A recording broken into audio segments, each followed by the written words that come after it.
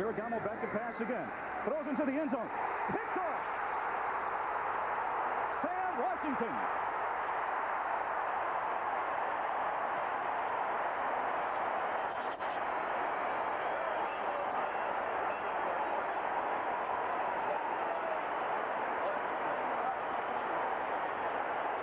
Sam Washington was the man that was beaten on the long pass to Drew Hill. He makes amends right here as Ferragamo does not see him coming from the inside. Watch him break on the ball. Sam Washington right here. Not a good throw. It should have been thrown further outside as he was looking for Otis Grant, number 82. So, boy, Chuck Noll has the expression, you go from the penthouse to the outhouse in a hurry. That's what happened to Ferragamo. 1st and 10 for the Steelers at their own 30-yard line. David Woodley at quarterback. And Woodley goes back to pass on 1st down. Into and out of the hands of Rich Ehrenberg. Let's take a look at the Steelers on offense now, as it will be 2nd and 10 from their own 30-yard line. David Woodley from Miami. Frank Pollard, Rich Ehrenberg, who is a rookie, John Stallworth, and Louis Lips. The offensive line, Benny Cunningham, Ilkin, Wolfley, Webster, Wingle, and Brown. Webster, the 11-year veteran who hasn't missed a ball game in that period of time. 2nd and 10 from the 30. And flags go down.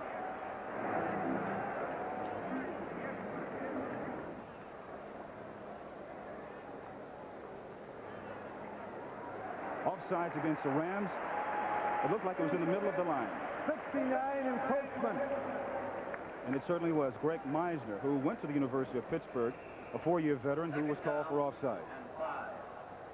And Jim, if I had to characterize each of these offensive teams, I'd compare them to wounded birds, both of them flying on one wing. The Steelers can't run. The Rams have had trouble through the air. 2nd and 5 now from their 35. Handoff to Ehrenberg. And the young rookie gets up to about the 29-yard line, or rather the 39-yard line, where he's tackled there again by Greg Meisner. A look at the Los Angeles Rams on defense. Jack Youngblood, Meisner, and Reggie Doss up front. The linebackers, Mel Owens, Carl Eckern, Jim Collins, and, of course, George Andrews. The secondary, Gary Green, the All-Pro, Leroy Irvin, Eric Harris, and Nolan Cromwell, another All-Pro. 3rd and 1 for the Steelers.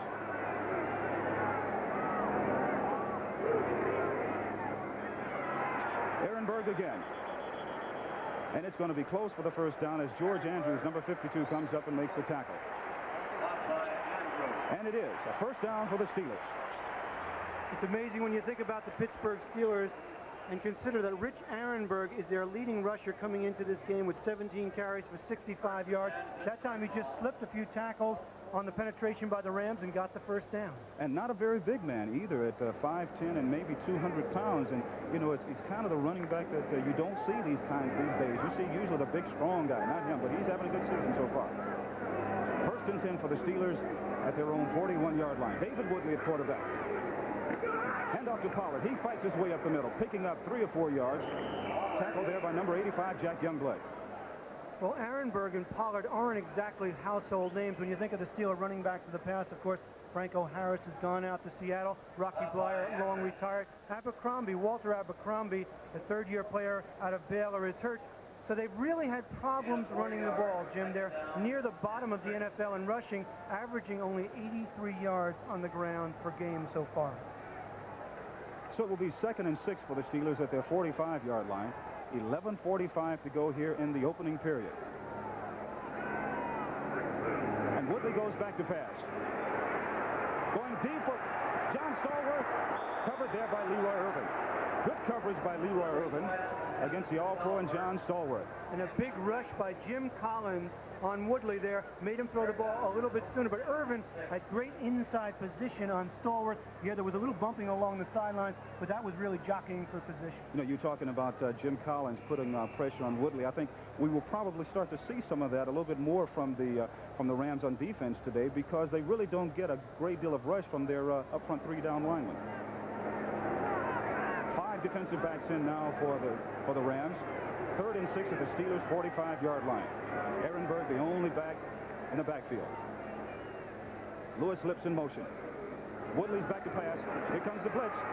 Woodley goes deep. Ouija Thompson. Coverage there by Eric Harris. And Jim, exactly what you said. They came with the blitz. It got there a little bit late. Ouija Thompson, 6 feet 6 inches tall, the rookie out of Florida State. They tried to get it up high to him along the sidelines, but it was good coverage by Eric Harris. 4th and 6, punting formation now for the Steelers. Craig Colquitt will be in punting formation for the Steelers.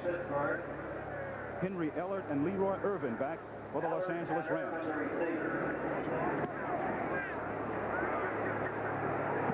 Gets a Steeler bounce and goes out of bounds about the 14-yard line, and that's where the Rams will take over 1st and 10.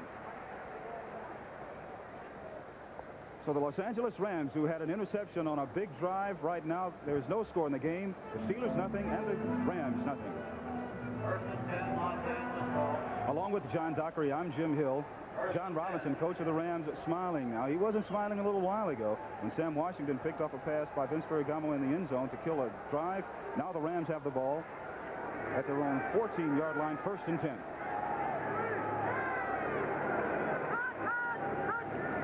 Ferragamo back to pass again. Tosses out in the flat to Eric Dickerson. Dickerson sheds a tackler and goes out of bounds, shedding Brian Hinkle there. He's driven out of bounds about the 18-yard line. So let's take a look at the defensive alignment for the Pittsburgh Steelers. Keith Willis, Gary Dunn, and Keith Gary, the 3 down linemen. The linebackers, a great core here. Mike Merriweather, David Little, Robin Cole, and Brian Hinkle. And they tell us that Merriweather could be the best ever. In the secondary, Woodruff, Washington, who made the interception, Donnie Shell, the veteran, and Rick Woods. 2nd and 6 for the Rams. Toss back to Dickerson. Cuts back to the inside. Brought down about the 21-yard line by Gary Dunn and David Little. And you mentioned David Little making the tackle there, and a great cutback runner, Eric Dickerson. Little, of course, is subbing for the injured Jack Lambert, out for the last couple of weeks with a bad toe, and the pressure's on David Little because of that cutback running of Eric Dickerson and the domination of Dickerson in terms of the Rams running attack. He is the main force back there. Certainly is. Remember yesterday Little told us that he had doubted his performance or that he could play, but now that he's filled in for Lambert, he's confident and ready to go. He'll get a good test this afternoon. 3rd and 6 at the 20 for the Rams. Koolman in motion. Ferragamo back to pass. Throw to the outside and almost intercepted. Dwayne Woodruff. Pass intended for Henry Ellert. They came with the pressure and the blitz.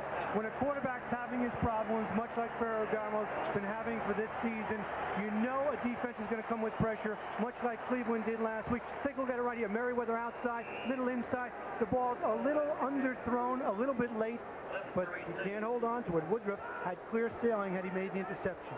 4th and 2 for the Rams. John Misko back to punt for Los Angeles. And Lewis Lips, the exciting rookie for the Steelers, is at his own 40-yard line. Good high punt by Misko. Great special teams by the Los Angeles Rams going down to make the tackle. Mark Giroux. So that's where the Steelers will take over. 10 minutes, 22 seconds left in the opening period. No score between the Rams and the Pittsburgh Steelers. The Steelers have the ball 1st and 10 at their own 39-yard line.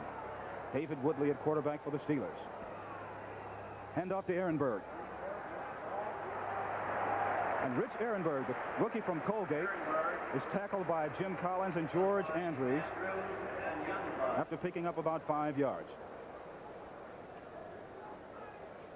Other scores today are, these are some first scores that we're reporting. Minnesota over Atlanta 27-20.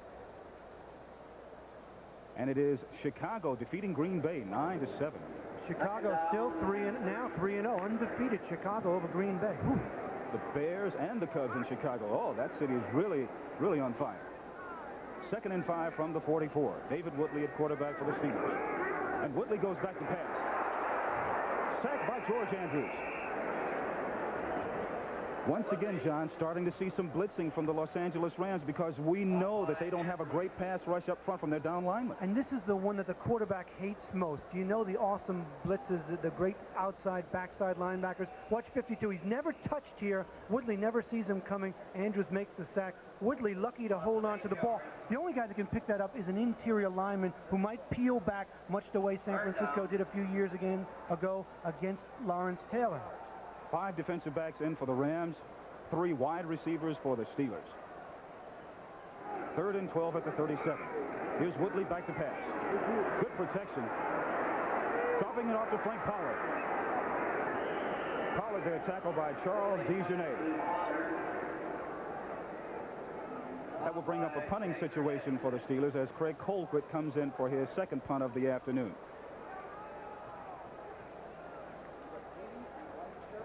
So the Steelers really not being able to do much from an offensive standpoint, while the Rams have been frustrated going down the length of the field and having the pass picked off down there on an interception thrown by Vince Ferragamo.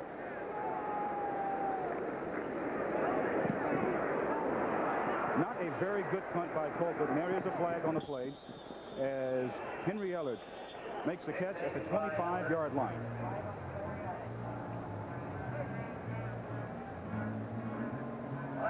And as we both know, John, that's something that Chuck Noll really is not happy with, his special teams, and in particular his punting. Yeah, they've had some returns. He's not satisfied with it. He kept them out at practice on Saturday much longer than normal, almost an hour and a half on special teams. And Chuck doesn't like that. He believes a player... Kicking team 94 was down the field illegally. Declined a penalty. First down going the other way. So Terry Eccles was called for the infraction. There's a timeout on the field. 8:32 left in the first period. No score between the Pittsburgh Steelers and the Los Angeles Rams. 1st and 10 for the Los Angeles Rams at their own 25-yard line. No score in the ball game. 8:32 left in the opening period. Vince Ferragamo in for the Rams at quarterback. He goes back to pass again. Good protection. Throws to the outside, and it is complete. Complete there to Drew Hill. And it becomes pretty obvious who they're going to work on. Number 41, Sam Washington, in his 3rd year. They're going to work on him much like teams have been doing early this year. This time, it looks like Drew Hill's going to go on a takeoff. They completed that early, but instead he pulls it up and does an out. Ferragamo actually gets the ball there a little bit late, but Hill goes up and protects it for the reception. Not a great throw by Ferragamo, but has to be good for his confidence. Tackle there made by Sam Washington. So the Rams have a 1st and 10 at their own 44-yard line. Ferragamo all set to pass again. Throws downfield, intended for Henry Ellard.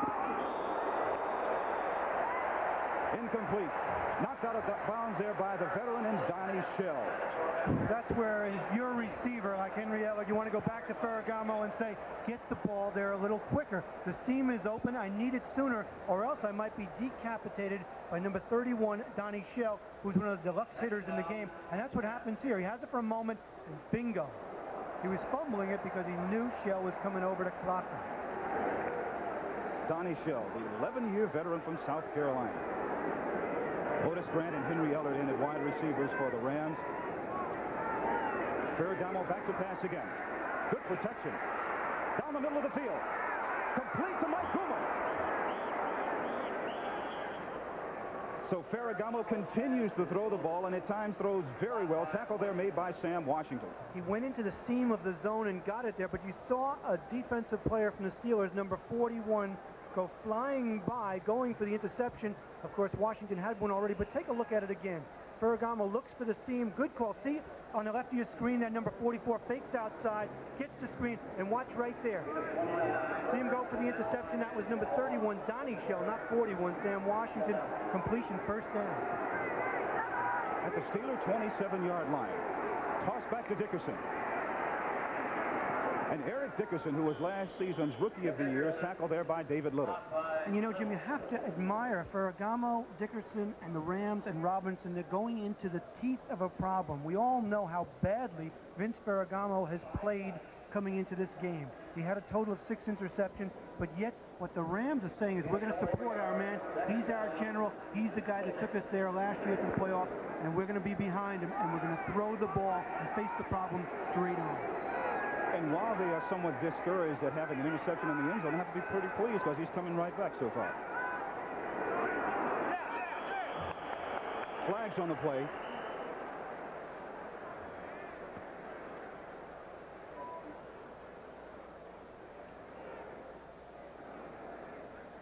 As the officials talk it over, Ben Drive is the referee today.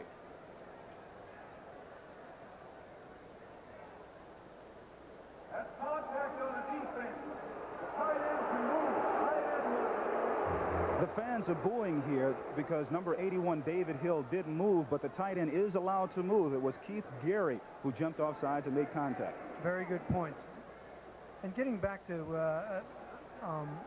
Vince Ferragamo for a moment. We talked to him last night. Remember sitting with him? He seemed like a very discouraged, deflated young man. Said, you know what? Very honestly, he said it. I've been lousy for the last couple of weeks against Dallas and Cleveland, but I saw a little bit of improvement last week. I'm going to go back to the basics, and I think I can pick up my game.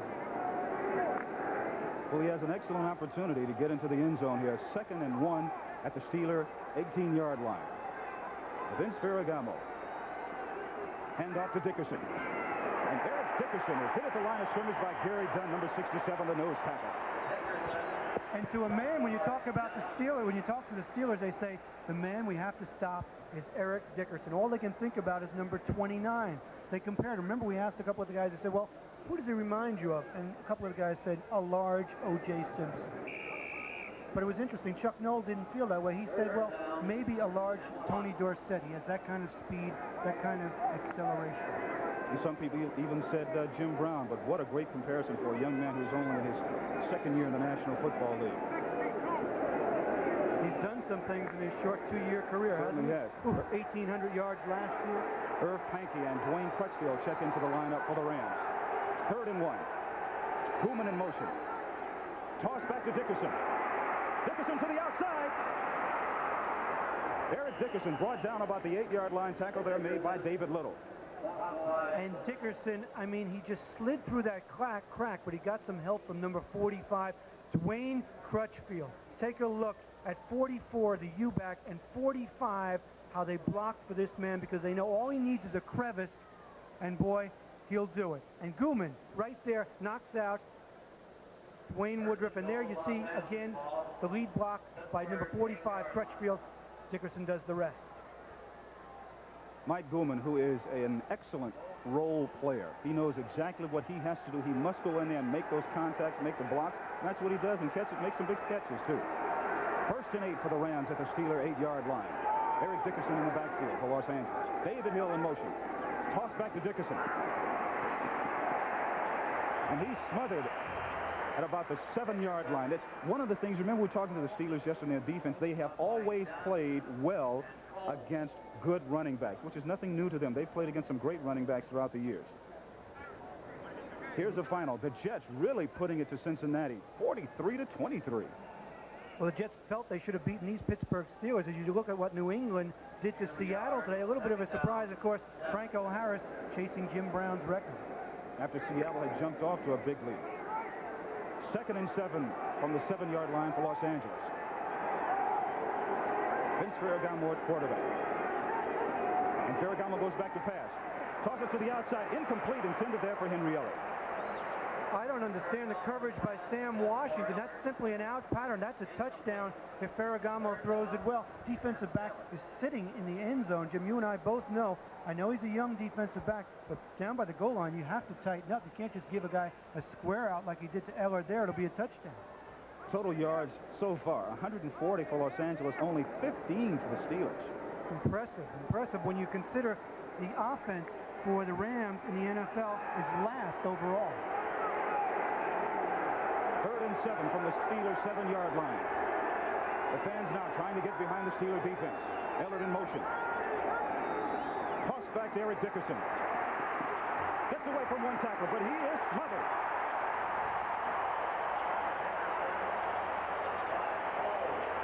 Robin Cole, who told us yesterday, he says, we are going to play well. He says, it's nothing really new. Remember, he says it's nothing really new for us to face great running backs.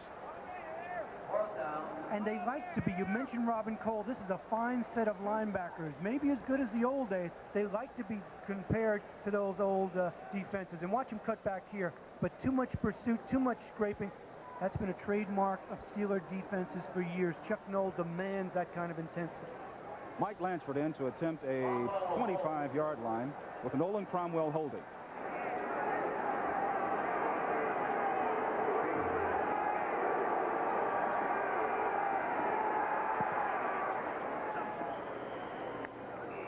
You saw it. It is good. So Mike Lansford completes a 25-yard field goal, but there is a flag on the play. And Ben Drive is talking with Nolan Cromwell right now. Flag on the play. 3:27 left to go in the first period. 25-yard field goal by Lansford with the flag. Ben Drive talking it over with the other officials.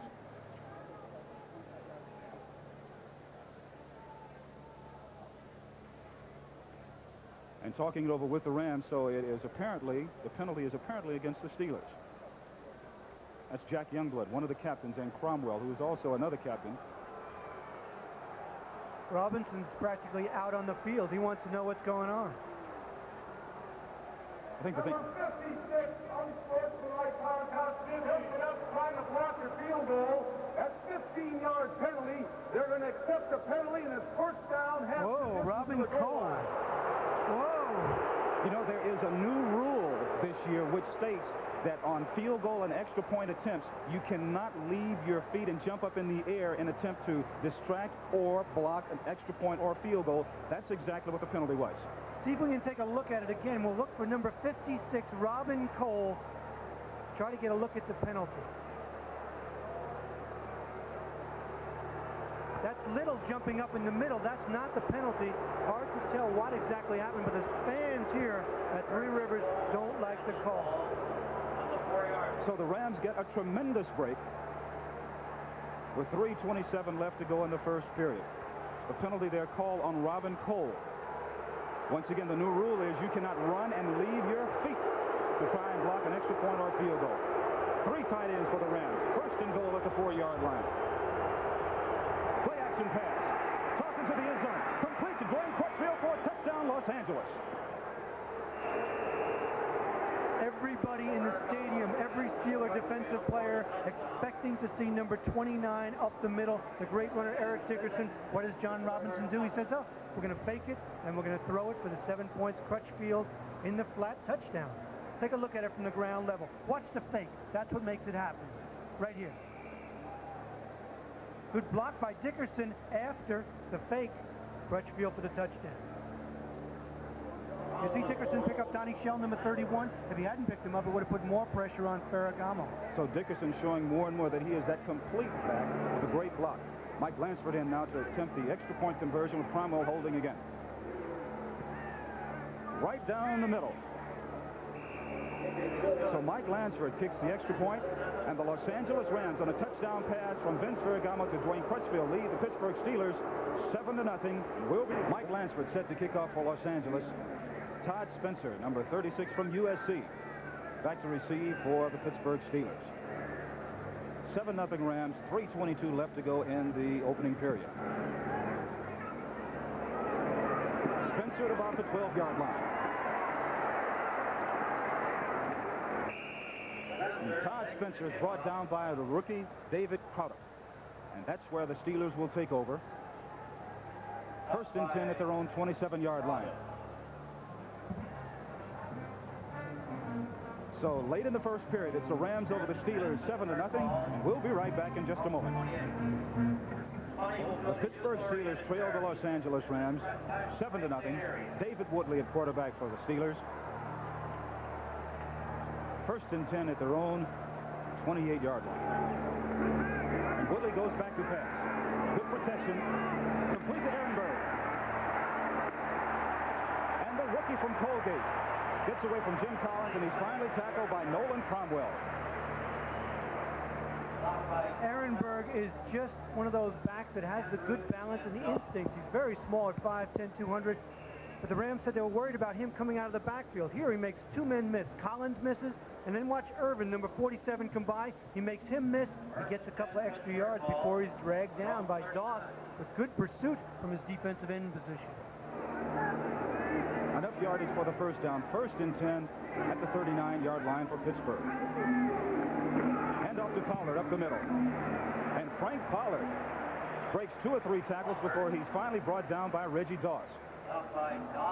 The Steelers openly admit that they do not have a very potent running attack. They really don't, Jim. I mean, when you look at their rushing, they're 25th in the NFL, averaging only 83 yards a game. That won't cut it. This telecast is presented by the authority of the National Football League, and it is intended for the private use of our audience. Any rebroadcast or other use of this telecast without the express written consent of the Steelers and the National Football League is prohibited. 2nd and 5. Woodley goes back to pass. Tosses into the flat to Ehrenberg. And he's knocked out of bounds there by Leroy Irvin. Again, Ehrenberg bounces off and gets those extra few yards because Irvin doesn't wrap his arms. I mean, a good defensive back comes up there and slices him or knocks him back, but Irvin just, for the second play in a row, did not wrap his arms, did not put the solid hit on Ehrenberg out of the backfield. Very safe play. They're playing zone. Cornerback comes up, but still, a couple extra yards for Ehrenberg. A lot of people comparing Ehrenberg to Rocky Bleier, and that's a heck of a comparison this early in his career. 3rd and 1 at the 48. Quarterback sneak. Woodley stopped there by Jim Collins. And it looks like he has enough yardage for the first down. And it is. Of course, we all remember Woodley at Miami, where he was the great scrambler. Actually, in the Super Bowl 3 years ago, here he says, I'd rather not run the ball that much. I'd rather let my runners do it. I'd rather put it up in the air and score points that way. Of course, that will help a quarterback's longevity. Yes, absolutely. He has that ability to scramble, but he'd rather hand it off to someone. 1st and 10 at midfield for the Steelers.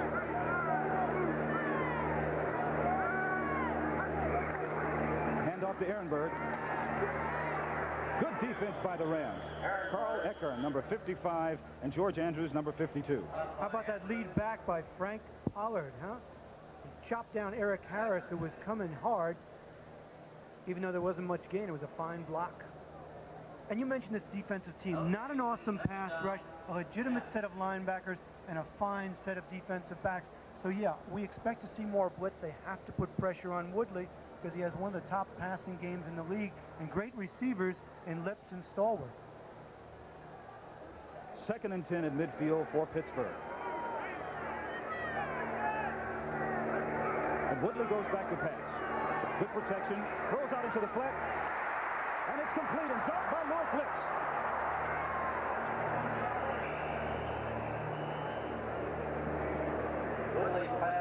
Lips. Recovered there by Los Angeles, number 55, Carl Ecker. So Lewis Lips, the fine rookie who many people are comparing to Lynn Swann, makes the reception, but he fumbles and Los Angeles recovers. What a nice throw by David Woodley. He throws it over the linebacker into Lewis Lips' arms, but Lewis takes some hit, and I think it's Gary Green, number 27, coming right there, makes him cough it up. Of course, Green, the all-pro they got from Kansas City, and there's the recovery. Rams get another break. The Rams defensively, behind such plays like that by Carl Ecker, have played relatively well throughout the course of the year. And they just come up with another big turnover. 1st and 10 at the Ram 47-yard line. Ferragamo back to pass again. And he's dropped for right at about the line of scrimmage. Ed Nelson, number 64, and Brian Hinkle, number 53, in on the tackle. Good coverage then by the Steelers secondary, which forced Ferragamo to get out of the pocket and try to run.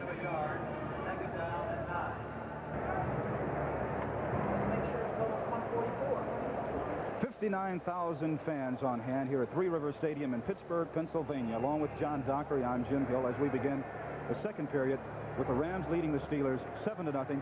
And John, the Rams are really going to work on the Steelers secondary. They are alternating their wide receivers. Olympic gold medalist Ron Brown is in. Vince Ferragamo at quarterback, George Farmer also in. And Ferragamo goes back to pass. Pumps once. Gets away from one tackler, but he can't get away from the rest of the Steelers defensive line. Ed Nelson gets in and makes the final tackle. Well, the Steelers will use Nelson, the third-year man out of Auburn, in that rush, that four-man rush up front there, to get a little more pressure on Ferragamo. They're a little bit surprised, I think, by the game strategy of the Rams. Take a look at them right here. See the blitz there by number 56, Robin Cole? That gives the defensive lineman a little time. He can't find a receiver downfield. Ferragamo tucks it away, finally knocked down by Edmund Nelson, number 64. 3rd and 4 from the Ram 43-yard line. The Rams now in the shotgun formation, something this year that has been newly put in and kind of new to Ferragamo. Doesn't like it. And he doesn't like that either.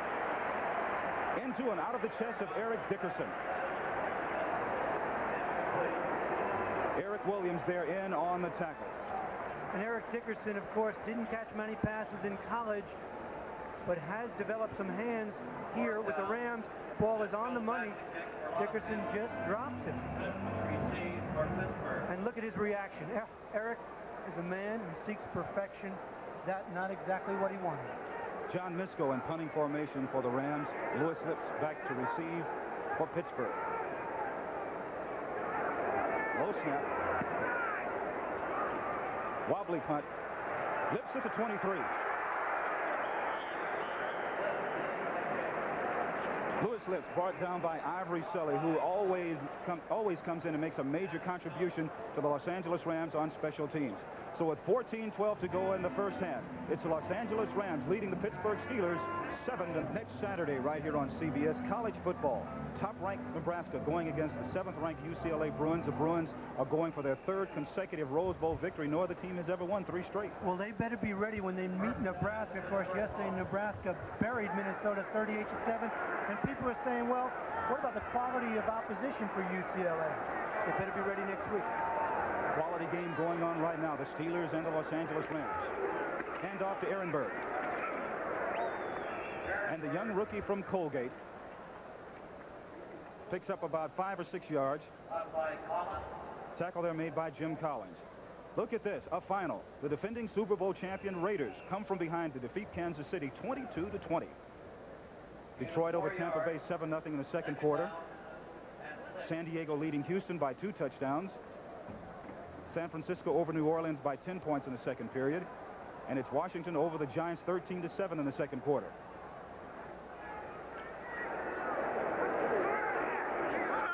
Second down here, handoff to Ehrenberg. Tackle there made by Jim Collins again. They must grow those running backs up at Colgate. Rich Ehrenberg, of course, the rookie late-round draft choice for the Pittsburgh Steelers out of Colgate. And remember, Marv Hubbard, Mark Van Egan, all of those running backs, not awesome physical ability, but somehow an instinct to run the ball, and that's exactly what Rich Ehrenberg has. Look at this score here. Whew. How about that 67 points scored? St. Louis finally nips Indianapolis by 1. Philadelphia losing to Dallas 3-0. Dallas looking to get back on the road after losing to the Giants last week. 3rd and 3 here for the Steelers at their own 39-yard line. David Woodley goes back to pass. Complete to Ehrenberg out of the backfield. Tackle made by Nolan Cromwell. Give this reception to Ehrenberg because he has an option of going outside and inside. He reads it well. Woodley has enough time to hold the ball. Nolan Cromwell is covering him well. Woodley, watch here, gets good protection. That's Webster, number 52, knocking down. He goes back inside. Cromwell had great coverage on him, but the quickness by Ehrenberg makes that reception. We all know that Ehrenberg is the best receiver among the backs for the Steelers coming out of the backfield. They want to get it to him that way. Woodley back to pass again. Complete to Lips. Lewis Lips. Brought down by Carl Eckern, Nolan Cromwell, and Gary Green again. If I were a defensive back, I would be sure to give Lewis Lips a big cushion because he's got that great speed. He has uncanny know-how, and that's exactly what the defensive back is doing right here. giving him the big cushion. That's Gary Green. He catches the little turnaround. How many times have you seen Stallworth and Swan do that over the years? Just to hook Jim, get the good gain, make almost 9 yards on the play. The cushion because the Rams were in a zone defense right there. The Steelers read it perfectly, just completing a little hook pass. 2nd and 1 from the Ram 37-yard line. 11 minutes, 20 seconds to go in the first half. Hand off to Frank Pollard. Pollard tackled by Reggie Doss as he picks up enough yardage, it looks like, for the first down. And you talk about the cushion in Lewis Lips. I'd give him a cushion, too, because he leads the NFL in receiving yards with 260 yards, and his average is 26 yards per catch. That is awesome. And, you know, you talk about Lewis Lips, people are saying, well, is he the new Lynn Swan? He said, I take that as a compliment, and I'd love to be like Lynn Swan, but in my own way. But there'll never be another 88. Oh. Not at all. 1st and 10 at the 35. Hand off to Ehrenberg. Ehrenberg showing great athletic ability before he's brought down by Jim Collins. And Ehrenberg is a one-man gang here. We mentioned, and the Steelers feel it, and so do the Rams, that they don't have a dominant back, much like they had over the years here in Pittsburgh with Franco Harris. Ehrenberg and Pollard are very average talents physically, but somehow they get it done. The problem with the offensive line also, Jim. Remember yesterday John Robinson said because of the trapping ability of the Steelers, he fully expects to see the Steelers pop a couple of 10 or 15 yards. 2nd and 5. Woodley back to pass. Complete to Ehrenberg. Slipped one tackler, but he can't get away from 2 others. Collins again in on the tackle along with Leroy Irvin. So the Steelers are going to try and make a steady diet out of Rich Ehrenberg this afternoon. Not only him running the ball, but more importantly, him coming out of the backfield and catching passes. Exactly, and this is the 2nd year in a row the Pittsburgh Steelers have started with a new quarterback. Cliff Stout was the quarterback last year because Bradshaw was injured most of the year and for all intents and purposes was gone. Now it's David Woodley taking control. Weezy Thompson, 6'6" rookie from Florida State, checks in. The Steelers have 3 wide receivers. And Woodley's back to pass. Throws down, complete to Lewis Lips.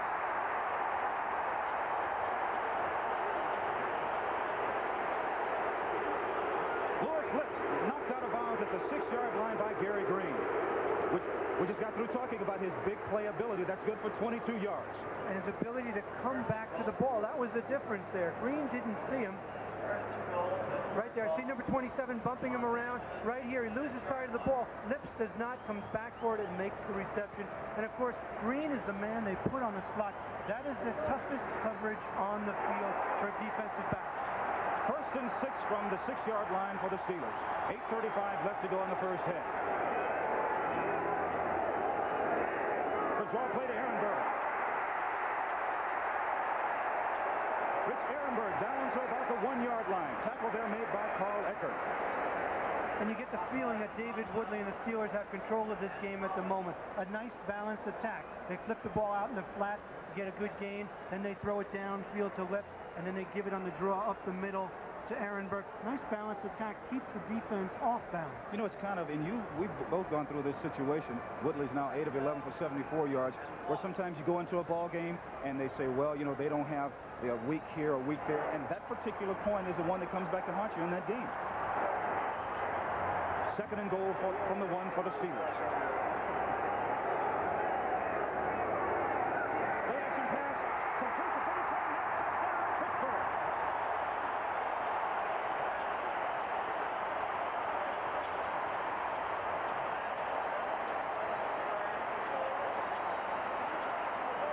Benny Cunningham, who yesterday we talked to in the locker room, and he told us, he said, I sure wish they would throw the ball to me a little bit more. And remember, David Woodley said, Cunningham has got to be a big portion of our offense against the Rams, and he certainly was then. Gary Anderson in to attempt the extra point conversion for Pittsburgh. And it is good. But there is a flag on the play. A flag on the play.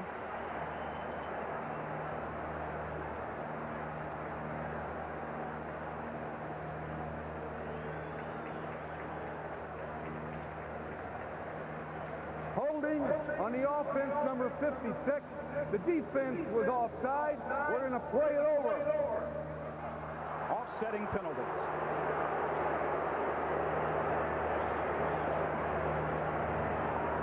So Anderson will come in again to try and tie the game up.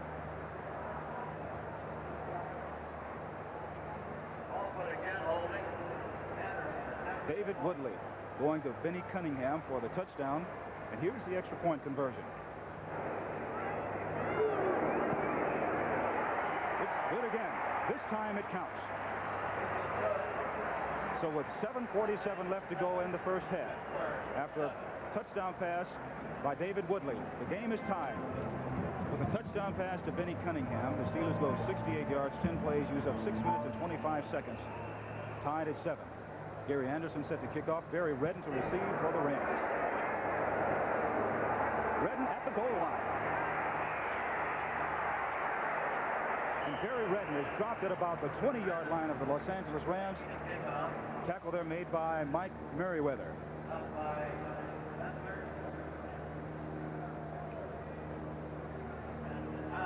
So the Rams will take over 1st and 10 at their own 20-yard line. 7 minutes and 38 seconds left in the first half. 1st and 10 for the Rams at their own 20-yard line. Score tied at 7. Vince Ferragamo back to pass. Good protection. Complete to Mike Koeman. Koeman tackled there by Mike Merriweather and David Little. So Mike Koeman, who we talked about being an excellent role player, getting a pass from Ferragamo, and there's a penalty on the play, preliminary holding. That's the call against Los Angeles.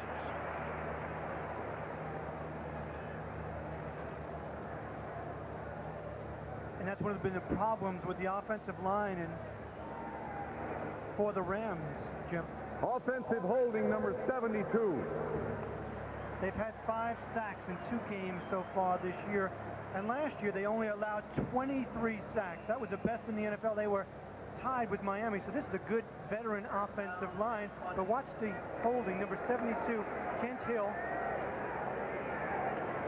Holding right there. Robin Cole, the linebacker, of course, is a mismatch. A real quick linebacker on a big offensive lineman always causes them problems. 1st and 20 from the 11 for Los Angeles. Hand off to Dickerson. He fumbles the ball.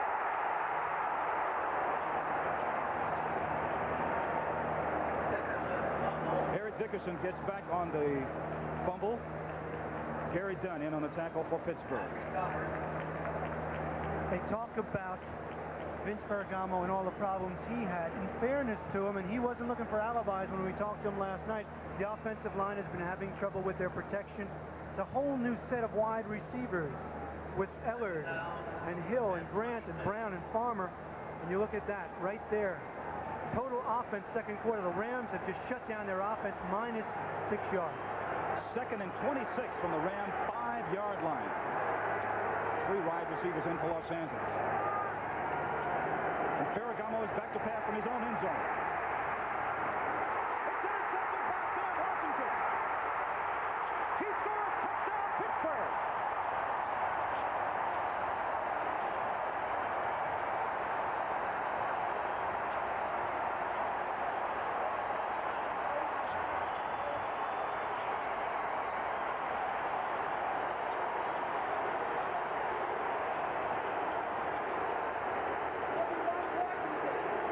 Interception of the afternoon for Sam Washington, the 3rd-year man from Mississippi Valley State. This time he goes in for the score. He had 2 interceptions last week. Exactly, and people have been picking on him because they see him as the weak link. Wayne Woodruff on the other side, a veteran cornerback. They're picking on him. He's up for the task, though. And the conversion is good. If there's one thing in the world they didn't want to happen to Vince Ferragamo, Johnny Robinson, it was an interception run back for a touchdown. Here, why in the world he threw this? It's almost a defiant move. He's in the end zone. He throws it out of his own end zone under pressure. They're playing zone. Washington reads it inside, takes it away from Koeman. Obviously, Ferragamo did not read, and that's why Pittsburgh leads 14-7 right here in the second quarter. Gary Anderson set to kick off for the Steelers. Drew Hill back deep for the Los Angeles Rams.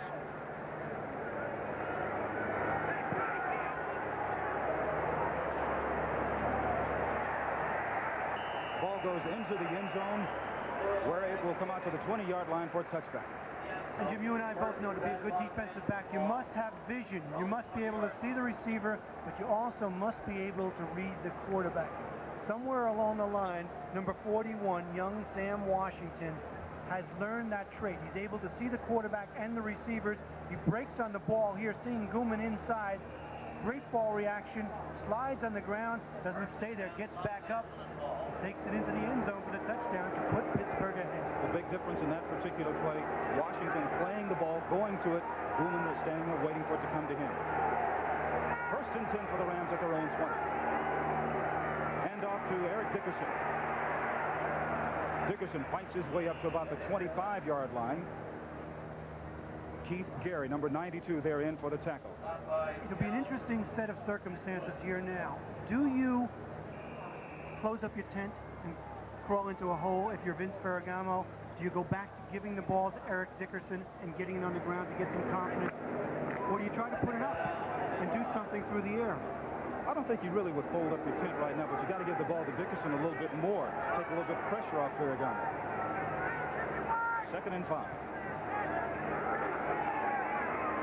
Quick pass intended and complete to Drew Hill. Tackle there made by Dwayne Woodruff, but there is a flag on the play. Defensive. Looks like some kind of a personal foul. It might have been number 57, walking away from the ball. I think you're right, John. I saw Ben Drive pointing to Mike Merriweather. It was interesting. Merriweather was trying to get out of the action so they wouldn't point him. Personal foul, unnecessary roughness, number 57. Elbow to the head of the quarterback. That's it. But did you see after he did it, he tried to get out of the area and say, no, not me, I didn't do it. But he tried to hide, but you can't hide out there. Penalty gives them a 1st down close to midfield. So the Rams really get a big break out of that. It is a big, big break. And that is the 2nd penalty that's gotten the Rams out of trouble. Of course, the penalty on the field goal allowed them to score the touchdown early at a Crutchfield from Ferragamo. Right. 1st and 10 at the Ram 48. Ferragamo back to pass. Here's the blitz. Incomplete, intended for Mike Guman. Mike Merriweather, who just was called for the personal foul, goes in and puts the pressure in on Ferragamo. The pass was incomplete. That time, not a good pass by Ferragamo. It was completely behind Mike Guman. Might have rushed it a little bit.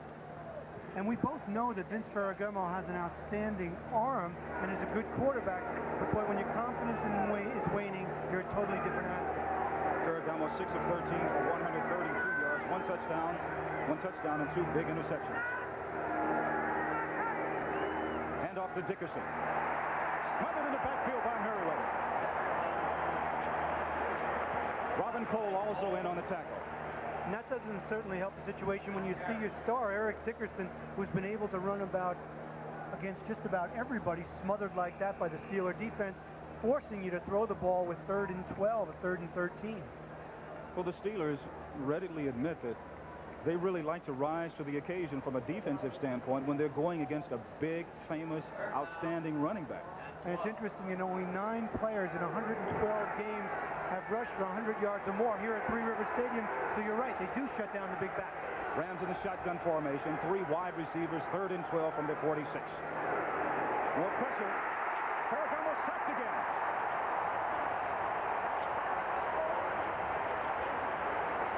Ed Nelson.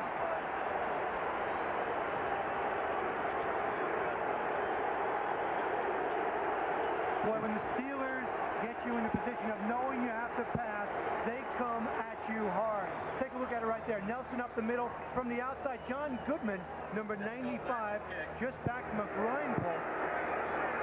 Here's the pop by Misko. Blitz slips at the 14. Lips tripped up by Mike McDonald, number 63 for Los Angeles, and also David Crowder. But there is a flag on the play.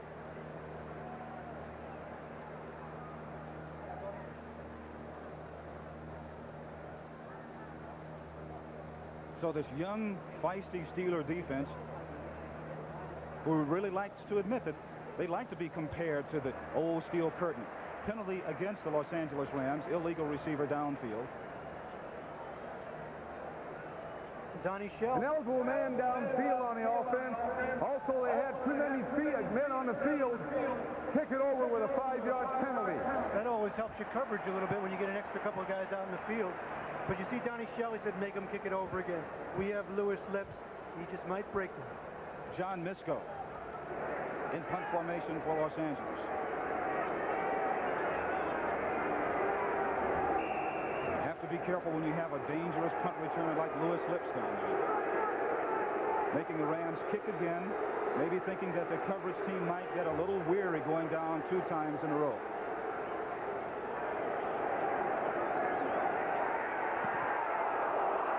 Flag on the play, roughing the kicker. And Lewis Lips is smothered at about his own 19-yard line, but that doesn't make any difference. Number 78 looked like roughing. As the Steelers are called for roughing the kicker. And the Rams, once again, John, get another big break out of it. Another big break. Mark Catano, number 78, looked like the culprit. Personal foul, 78, defense running into the kicker. 5 yards and a first down. But, Jim, they came with pressure. They had 10 men up on the line of scrimmage. They were coming after Misko. And watch number 78, left side of your screen. He gets blocked. He goes into the kicker. There's the penalty. A silly penalty by the Steelers gives the Rams new life. And certainly Ferragamo, with the state of his mind right now, needs every opportunity he can get. 1st and 10 for Los Angeles at their own 38-yard line. Ferragamo just now coming onto the field after getting last-second instructions from John Robinson. And his team has been trying to pick him up over the last few weeks. Remember the image of him being carried off the field by his teammates after they beat Cleveland? 4 minutes, 18 seconds to go at halftime. Eric Dickerson, the lone setback for Los Angeles. Toss back to Dickerson, looking for some place to go. Nowhere to run, nowhere to hide. Brian Hinkle and Dwayne Goodruff. Steelers know that contain is what you have to do against a great back like Eric Dickerson, and that's exactly what they get. You look at the outside of your screen, way to the left. Right here, you see Dwayne Woodruff, number 49, taking the outside leverage. And Ferragamo is out of the ball game right now. And Jeff Kemp, number 9, is in. So Vince Ferragamo has left the ball game. Looks like he's injured of some kind. We'll get a report on that in just a couple of moments. But Jeff Kemp is in. And Kemp goes back to pass. Going deep. Intended for Henry Elliott. The ball bounces around after it's knocked away there by Sam Washington. Boy, it's interesting that Kemp, 4th year out of Dartmouth, hasn't played much, goes right downtown and tries to beat Sam Washington. So we don't know exactly what the story is with Vince Ferragamo. It looks like the doctors are over there looking at his right hand right now, but Kemp goes in on his first attempt. He puts it up in the air. It's almost interception, but Ellard, watch Ellard come back over the top of Washington right there, gets his hand in, knocks it away, so it's not intercepted. 3rd and 15 from the Rams' 33-yard line. Jeff Kemp at quarterback for Los Angeles. Draw play to Dickerson. And Eric Dickerson fights his way up to about the Los Angeles 41-yard line. So the Rams will have to punt. Vince Ferragamo on the far sidelines is being looked at by Dr. Robert Curlin, the team physician of the Los Angeles Rams. And John Misko comes back in to punt. 3 minutes left in the first half.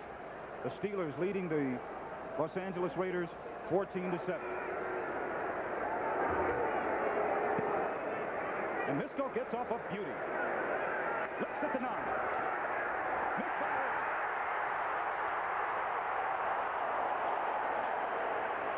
Finally brought down by David Cottle.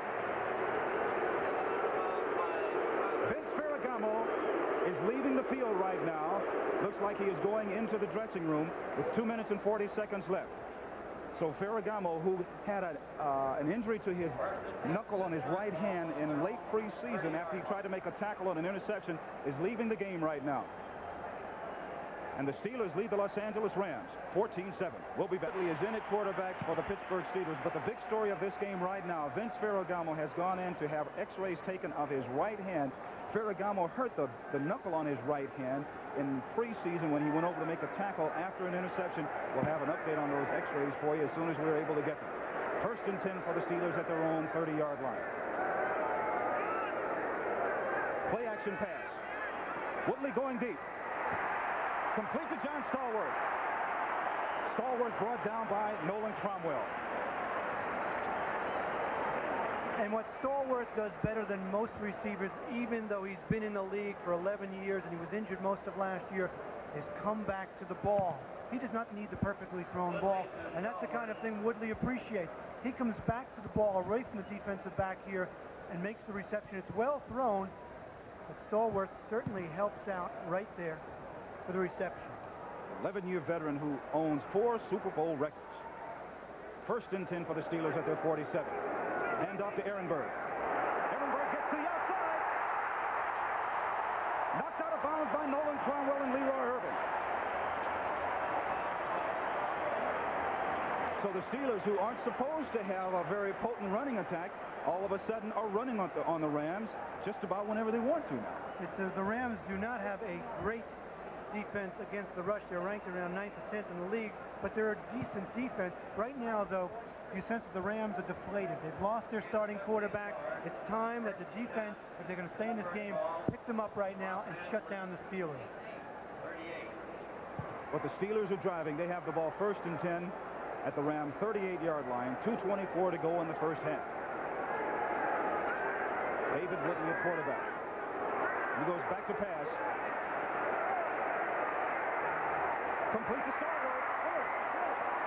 Stallworth tackled by George Andrews, but there is a flag on the play. Flag on the play at the 40-yard line as John Stallworth, who was injured last year, makes another reception. Here's the call. 2 men on the defense were offside. Decline the penalty. First down. He had all day to throw that ball, David Woodley did, and that's the reason he completed it. You can't let Stallworth run around the secondary that long. He's going to find a hole. So Woodley right now is hot. You feel it, and that's his reputation as a quarterback, Jim. The Rams told us he's either hot or he's cold. 2 minutes and 10 seconds, 2 minutes and 11 seconds left now in the first half. The Steelers are driving. 1st and 10 at the Ram 26-yard line. David Woodley at quarterback. Hand off to Ehrenberg. Rich Ehrenberg. Tackled by Eric Harris, but there is another flag on the play. Ehrenberg gets down inside the 20 to about the 19-yard line. This time holding against Pittsburgh. So once again, a penalty. Holding number 61. Penalty called on Blake Wingle. But once again, a penalty called against Pittsburgh, which really enables the Rams to temporarily dodge the bullet. Scores around the National Football League. Detroit over Tampa Bay 14-7 in the second quarter. It is San Diego leading Houston 28-7 also in the second quarter. And Dallas leading Philadelphia 6-0 also in the second period. A couple of field goals, a 51-yarder by Septien, a 47-yarder by Septien. 1st and 20 for the Steelers at the Ram 36. Woodley back to pass. Ball is thrown and is complete to Lewis Litz, but there is another flag on the play. Flags are thrown at the 40-yard line. Holding again against Pittsburgh. That's their 6th penalty of the afternoon, and we're only in the second quarter. Pittsburgh Steelers having their problems with penalties. Offensive holding number 79. This time it's against Larry Brown. Well, Larry Brown is going against All-Pro Jack Youngblood, number 85. And what experience on that side. A 14-year veteran like Larry Brown. Remember when he was a tight end, when I was here playing in the Pittsburgh Steelers, he was a tight end, and Larry said that kind of experience as a tight end, the quickness and speed required, has helped me. But he has a load today with Jack Youngblood.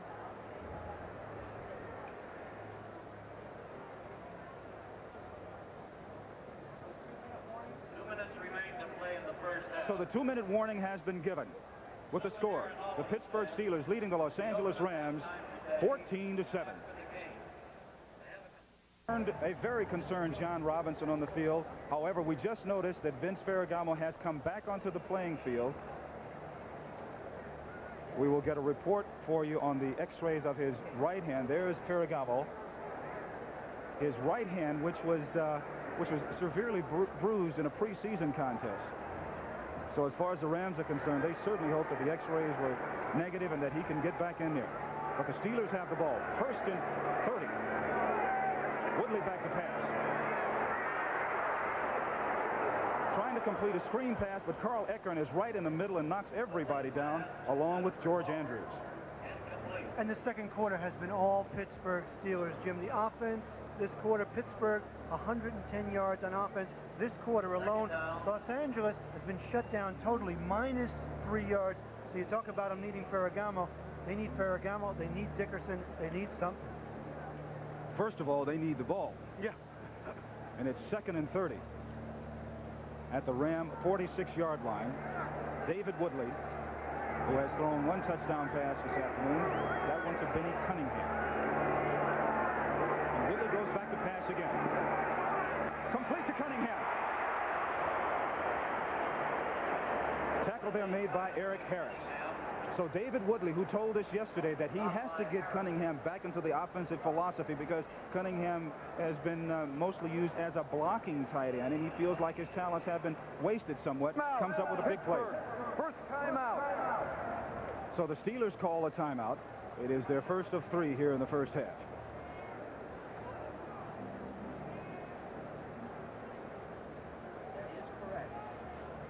The Steelers leading the Rams 14-7.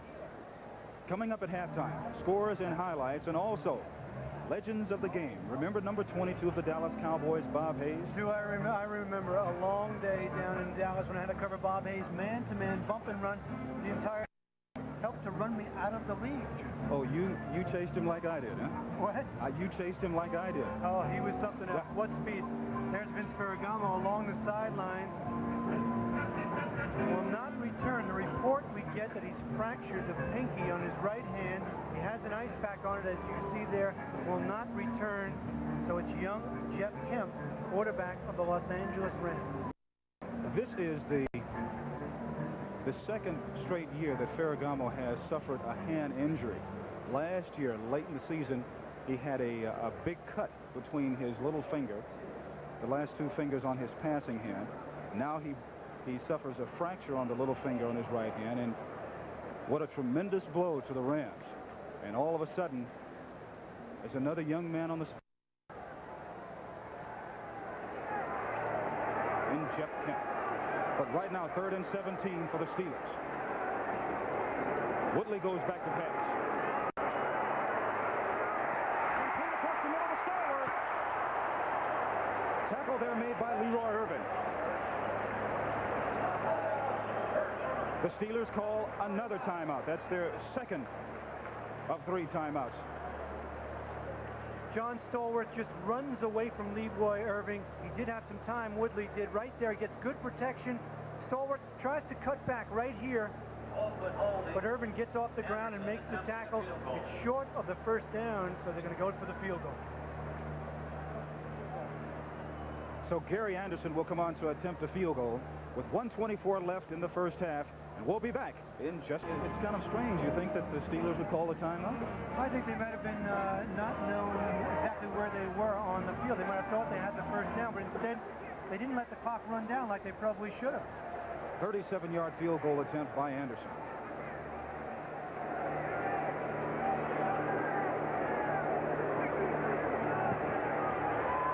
Off to the right. So Gary Anderson, who yesterday, remember we talked yesterday, we saw him kicking them right down the middle from 55, 60 yards out. And I said, hey, let's be careful. It's different on game day. Jim, he missed 3 last week. He's having his problems after being a Pro Bowler last year and probably the best place kicker in football. He's only 5 of 10 for field goals this year.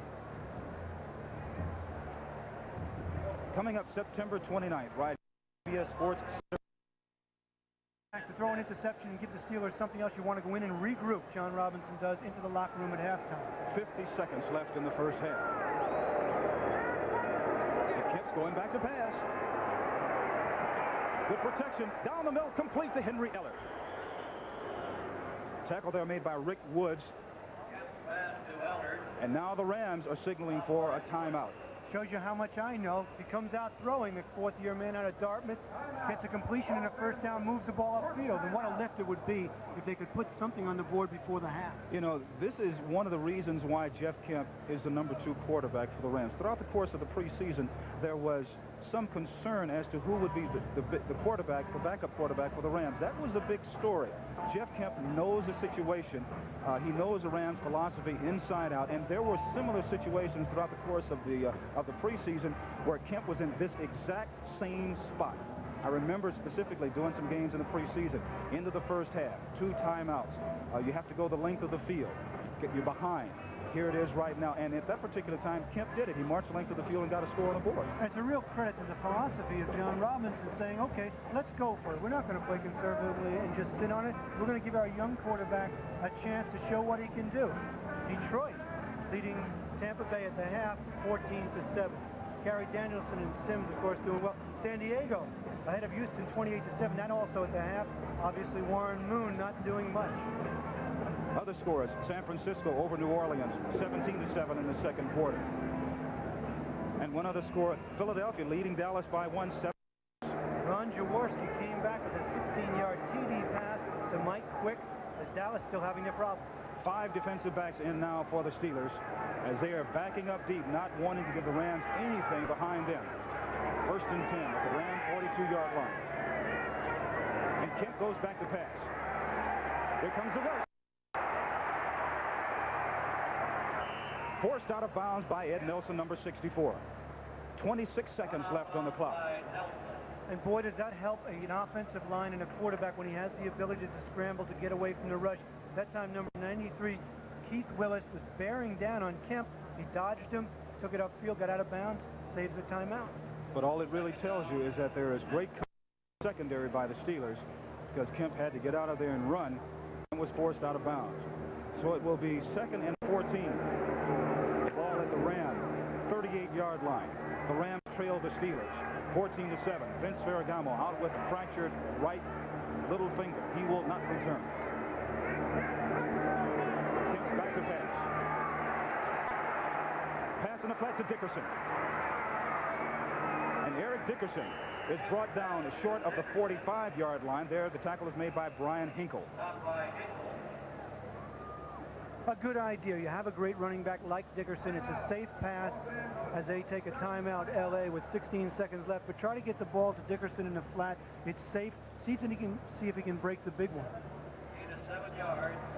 If there is one positive thing for the Rams out of this whole situation as far as having Ferragamo not coming back into the ball game, that is, Jeff Kemp is a young man who knows, and as I mentioned before, he knows the Rams' offensive philosophy.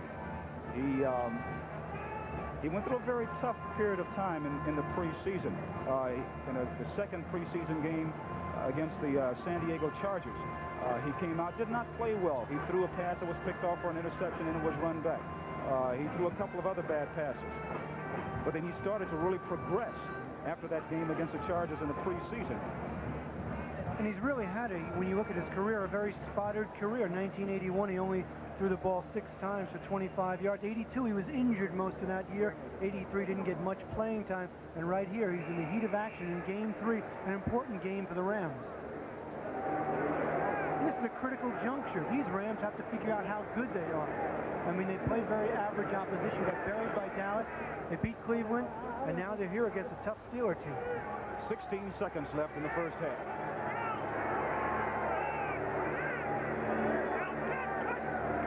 Kemp is back to pass again. Throws downfield over the head of Drew Hill, covered there by Donnie Shell. Good presence of mind, though. Jeff Kemp knew he wasn't going to go very far running the ball with the Steelers pursuing, so he kept his presence of mind, tried to get the ball downfield. Had he completed it with 9 seconds left, they would have called the timeout and had a shot at the field goal. But you could see that the Rams have confidence in Kemp. They didn't go into a shell. They tried to move downfield. 4th down now. John Misko into kick for Los Angeles. The Steelers don't have anyone back. Ball hits at about the 18-yard line. Takes a Steeler bounce before it is tipped there by Mike Wilcher. And that's the end of the first half. Vince Ferragamo, quarterback of the Los Angeles Rams, will not return. He suffered a fracture of his right little finger. And you know, it's really amazing how throughout the course of the Rams in the last 4 or 5 years, their quarterbacks have had a history of hand injuries. Ferragamo today, Ferragamo last year with a severe cut in his hand. Pat Hayden a couple of years ago broke a finger as he hit it on the helmet of one of his offensive linemen. Touchdowns for the Jets. England trailed Seattle 23-0. They find Tony Issa to win it 38-23. Minnesota wins for the first time under their new coach Les Steckel, 27-20 over Atlanta. The Raiders in Kansas City. This was the most dramatic game of the afternoon. Just inside of 5 minutes. The Chiefs are on the move against the toughest defense in the NFL. Herman Hurd gets the corner turn, and Kansas City takes the lead. Then Irv on 1st and 10. The Raiders took charge. You know they're going to do it. Plunkey goes deep to Malcolm Barnwell, who steps out on the 5-yard line. It was a 42-yard gain, which sets up the game winner. On 4th down, Chris Barr gave him the game winner, an 18-yard field goal, 22-20, and now the Raiders are 3-0, and the Chiefs fall to 2-1 on the season. The Chicago Bears, 3 Bob Thomas field goals. They beat the Green Bay Packers 9-7. Detroit at the half, leading Tampa Bay 14-7. At the half, San Francisco over New Orleans 17-10. At the half, San Diego beating Houston 28-7. 3 rushing touchdowns by Ernest Jackson. And, of course, Pittsburgh and the Rams are at the half. You're watching that one, 14-7 Steelers. The Redskins leading the Giants 13-7 at the half. And Philadelphia and the Dallas Cowboys. Right now, the Cowboys have just gone ahead. Hogaboom hits Ron Springs, and the Cowboys lead it 13-7. The NFL Today continues on CBS after these messages from your local station.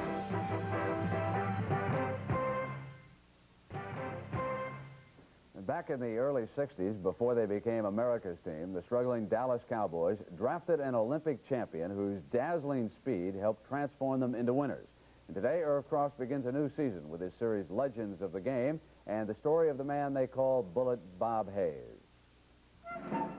In the 1964 Olympics, the USA relay team trailed by 9 yards until their anchor person turned it on down the stretch.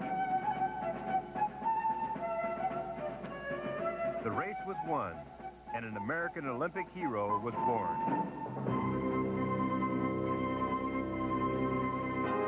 That American hero soon became part of America's team. And for NFL defensive backs, the reality was quite simple. If you let him get away, he was gone.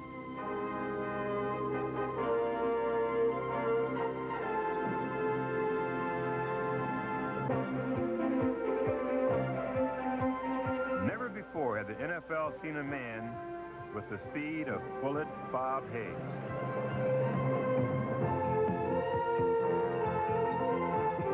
I think I brought a dimension into pro football where the coaches, they had to find a solution. So I'm thinking in terms of zone defense, more or less, was originated because of me. Unlike other track stars, Hayes had pass-catching skills to go with his world-class speed, and his 76 career touchdowns still stand as a Cowboy record.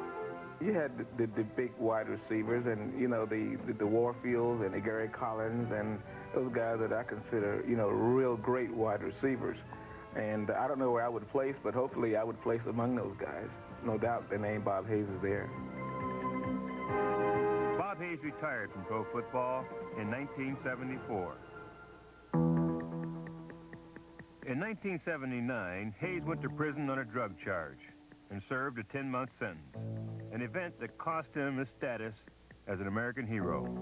Bob, you're an Olympic champion. Did the U.S. Olympic Committee try to get a hold of you to have you participate in the games in Los Angeles? No. Have they forgotten Bob Hayes, too? Bob Hayes was forgotten in that area. And I'm a big boy. I'm not feeling sorry for myself because I didn't get out there. But what I accomplished in the Olympics, I think is second to none. Coming from behind 9 yards in a relay and you're winning, and you're timed in an 8.4 to 8.6 seconds.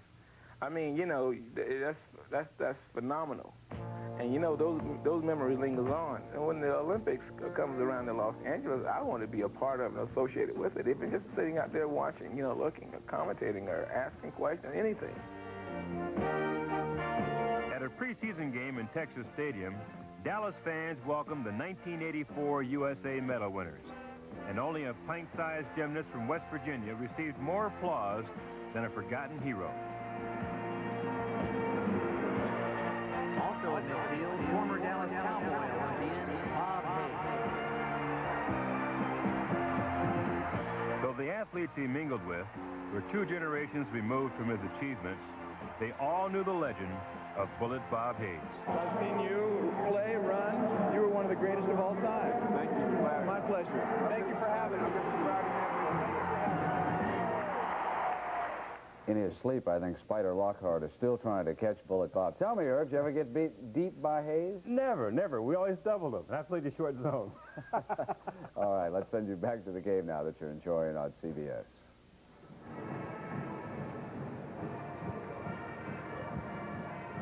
Halftime at Pittsburgh, Pennsylvania. The Steelers leading the Los Angeles Rams 14-7. And big breaks have really been the story of this game. Big breaks for the Rams, which allowed them to take a 7-0 lead. However, the Steelers also get some big breaks. They come back and they score 2 touchdowns as they lead at 14-7. But, John, of course, the big story right now, Vince Ferragamo will not return because of a fractured little finger on his right hand. And that could be the season for the Rams. I mean, they have young Jeff Kemp backing him up, 4th year out of Dartmouth. Certainly not the veteran you need to step in and take a team to the playoffs. After that, it's Nolan Cromwell. So I would expect the Rams are probably on the phone right now trying to shop around for a veteran quarterback. Let's talk just for a couple of seconds about availability of quarterbacks. I'm sure you have some ideas. You know what jumps into my mind right away is when you look at the New York Giants, Phil Simms has taken over as their quarterback. Jeff Rutledge is a backup. He was with the Rams. He knows the system.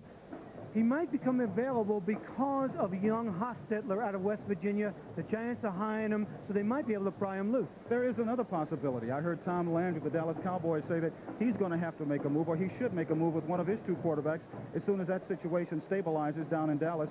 Right now, Gary Hogaboom is the starting quarterback. Maybe Danny White would become available. Boy, they could use someone like Danny White. We know how critical the quarterback position is in the NFL. You have to have one, and of course the Rams want to win now. They're not thinking about the future, and you have to question whether Kemp can do it, even though before this Ferragamo wasn't exactly having an outstanding season. So the Los Angeles Rams with Vince Ferragamo, their starting quarterback, out with a broken right finger, his little finger. They trail the Pittsburgh Steelers by a score of 14-7. We'll be back with the beginning of the second half in just a moment. John Robinson, head coach of the Los Angeles Rams, going into his second full season as their head coach, has a major problem on his hands right now, and that major problem is a hand. The right hand passing finger, the little finger of Vince Ferragamo, who will not return. He fractured his finger this afternoon in the first half. Jeff Kemp is on the spot. He is the quarterback, and the Rams right now do not have another backup quarterback as they trail the Steelers 14-7 at halftime. Robinson definitely has a problem. Of course, the Steelers have solved their quarterback problem with David Woodley. They just feel that he can do the job. He's won the job just because he puts points on the board, and that's a quote from Chuck Noll. So there is a quarterback problem for the Rams, and the Steelers seem to have solved theirs. Next Sunday, there's another exciting NFL doubleheader on CBS Sports. In the first game, you'll see either San Francisco at Philadelphia or Washington at New England, or the Los Angeles Rams at Cincinnati, followed by the Green Bay Packers at Dallas, or the Chicago Bears as they take on the Seattle Seahawks. Boy, I love that Chicago Bears-Seattle game. Walter Payton and Franco Harris chasing the ghost of Jim Brown. And boy, I talked to Franco. I had a little time with him. Of course, leaving the Steelers was traumatic for him. He was so down and depressed, I couldn't believe it. And to see him in a Seattle uniform wearing number 34 is just something that jars the mind. You're so used to him performing at such a high level for all the years, number 32 for the Pittsburgh Steelers. But boy, next week it's Payton and Franco. It all starts with the NFL Today at 12:30 Eastern Time right here on CBS. You have to feel for this man. Doesn't your heart go out for him? He's battling all those problems. He was booed, and finally he doesn't get a chance. He breaks his finger. Oh, he's had one problem after another. The Steelers lead the ball game 14-7. Mike Lansford all set to kick off for the beginning of the second half. Todd Spencer back deep for the Steelers.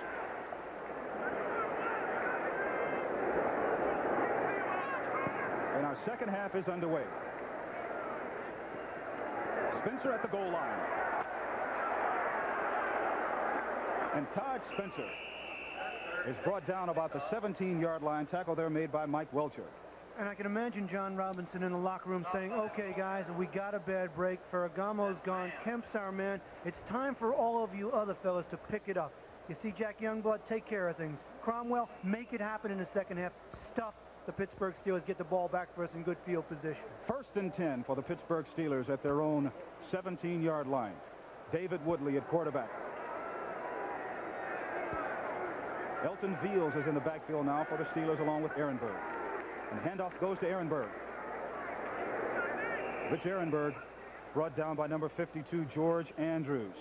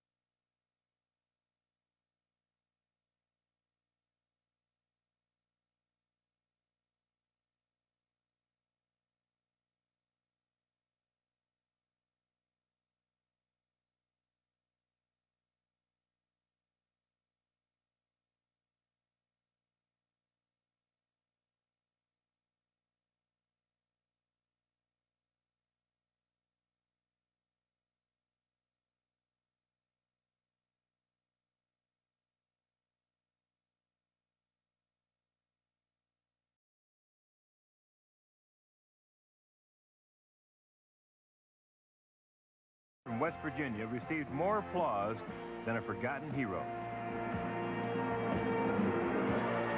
Also in midfield, former Dallas Cowboy Olympian Bob Hayes. Though the athletes he mingled with were 2 generations removed from his achievements, they all knew the legend of Bullet Bob Hayes. I've seen you play, run. You were one of the greatest of all time. Thank you. It's my pleasure. Thank you for having us. In his sleep, I think Spider Lockhart is still trying to catch Bullet Bob. Tell me, Herb, did you ever get beat deep by Hayes? Never, never. We always doubled him. I played the short zone. All right, let's send you back to the game now that you're enjoying on CBS.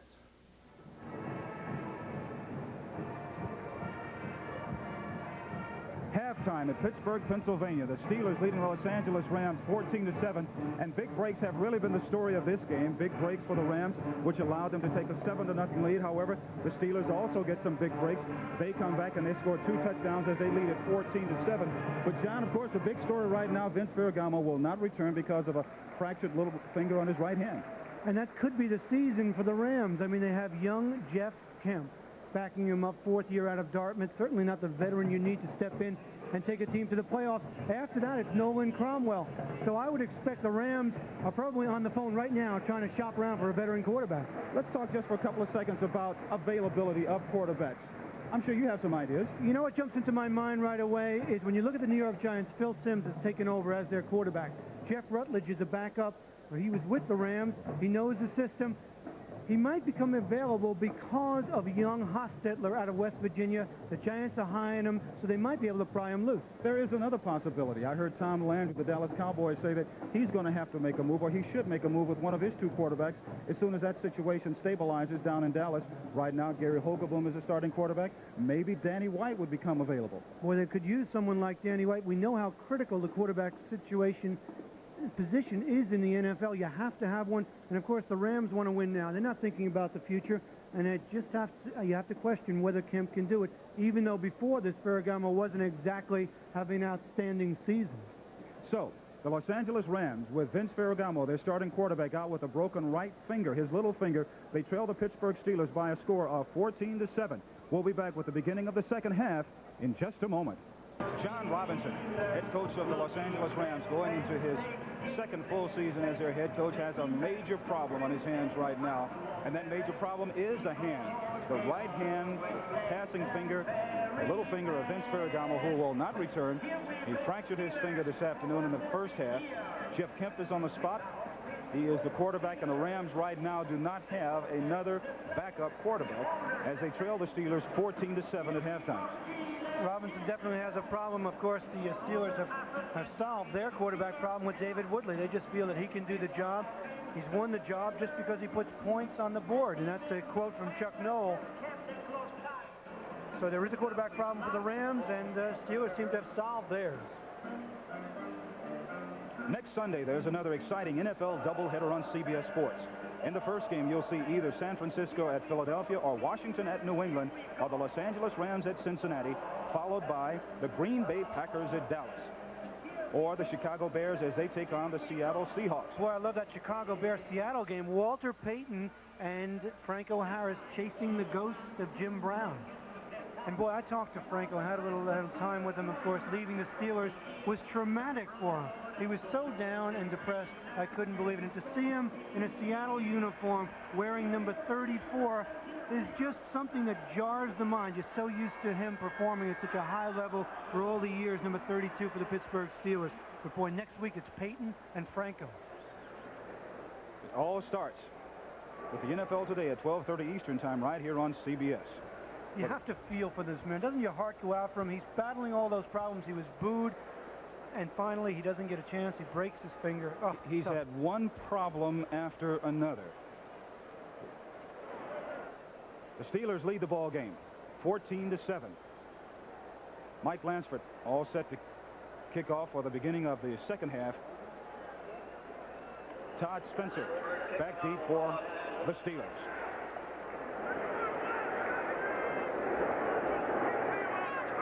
And our second half is underway. Spencer at the goal line. And Todd Spencer is brought down about the 17-yard line. Tackle there made by Mike Welcher. And I can imagine John Robinson in the locker room saying, okay, guys, we got a bad break. Ferragamo's gone. Kemp's our man. It's time for all of you other fellas to pick it up. You see Jack Youngblood, take care of things. Cromwell, make it happen in the second half. Stuff the Pittsburgh Steelers. Get the ball back for us in good field position. 1st and 10 for the Pittsburgh Steelers at their own 17-yard line. David Woodley at quarterback. Elton Veals is in the backfield now for the Steelers along with Ehrenberg. And handoff goes to Ehrenberg. Rich Ehrenberg brought down by number 52, George Andrews. So if there was ever a time when the Rams really need to rally together, they need to start it right now. And there's no better way really to start it than with your defensive unit. The defense holds now. Give the Rams the ball in relatively good field position. And give young Jeff Kemp some room to work with. But they have to get it away from the Steelers. 2nd and 9. Ball at the 18-yard line of Pittsburgh. Woodley back to pass. Going deep to Stallworth. Knocked out of bounds by Nolan Cromwell. It's hard to figure out why Nolan Cromwell was so late getting to that ball. He was playing the deep zone. Irvin was playing up short. He must not have read the quarterback, because Woodley, he's looking away, but he comes back right now. Perhaps he thought he was going to throw the sideline. But you see Cromwell come from the middle and get there late. John Stallworth with the reception picks up the momentum for Pittsburgh. That played good for 31 yards. It gives the Steelers a first down at just about midfield. David Woodley at quarterback for the Steelers. Ehrenberg and Elton Veals in the backfield. Play action pass over the head of Lewis Lips. Coverage there by Gary Green. Woodley's pass intended for Lips. Incomplete. So the Steelers looked like they were a little bit confused on that particular play. Woodley now is 14 for 19 for 158 yards and 1 touchdown. That, of course, going to his tight end in Benny Cunningham. I was just going to say that's probably the first bad ball that I can remember Woodley throwing this afternoon. It got away from him. He threw it over the head of Lewis Lips, who didn't have much room anyhow.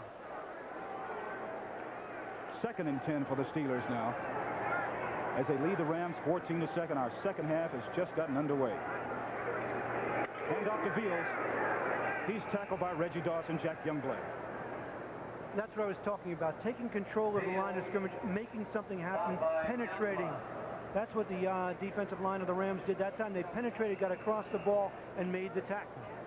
Weegee Thompson and Frank Pollard check in for the Steelers. The Rams now have 5 defensive backs in. Ivory Sully, number 37, comes in. 3rd down conversions. The Steelers are 4 of 7.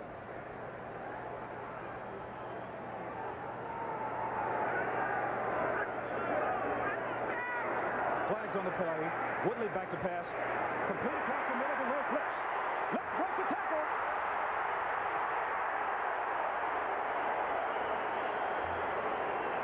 Lewis Lips, the exciting young rookie from Southern Mississippi. But remember, there is a flag on the play. Finally brought down by Eric Harris, number 26.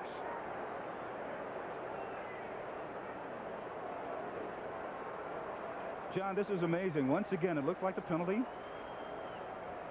Against the Rams this time. Against the Rams this time, and it is declined.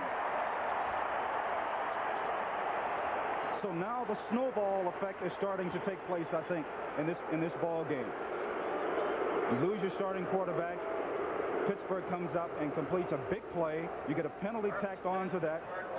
Now the Steelers have the ball deep in Ram territory. And watch this. You see Gary Green, number 27, trailing Lips.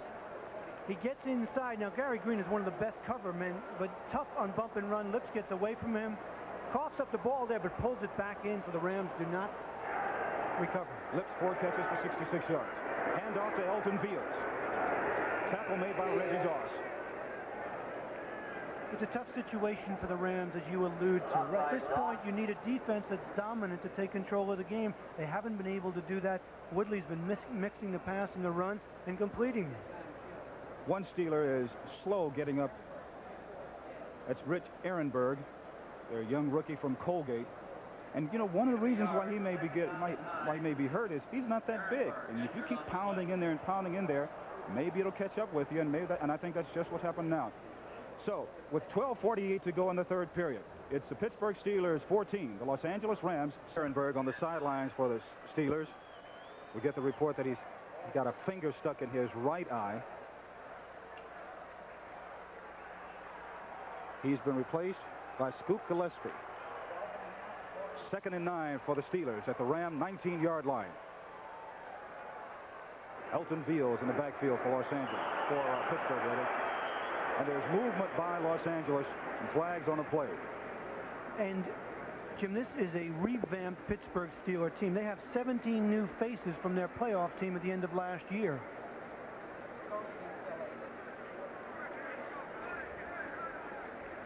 Ben Drive, the referee for today.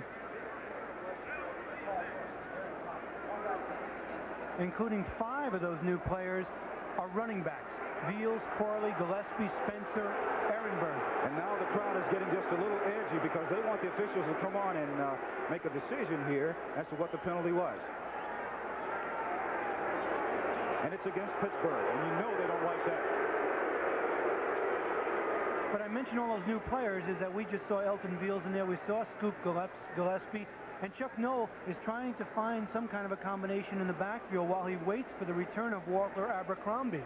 And he's angry. Chuck doesn't think it should have been on the Pittsburgh Steelers. 2nd down and 14. So it will be 2nd and 14 for the Steelers at the Ram 24-yard line.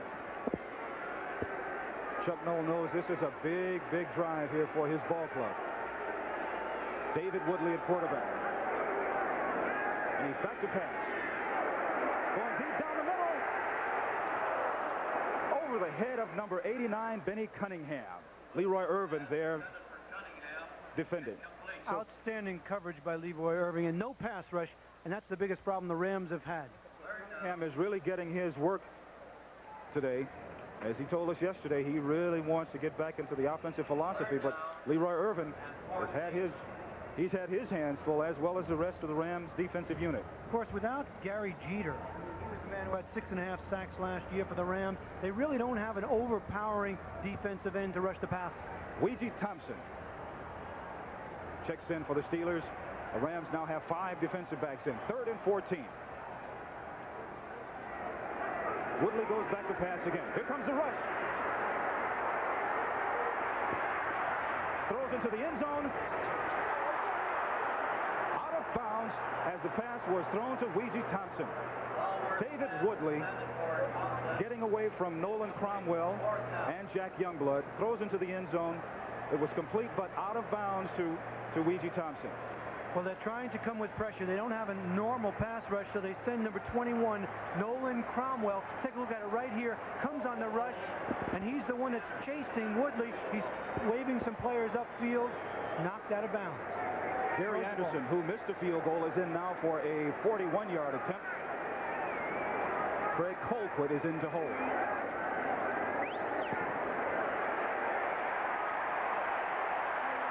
He does not miss this one. 41 yards right down the middle by Gary Anderson. And the Steelers take a 17-7 lead over the Los Angeles Rams.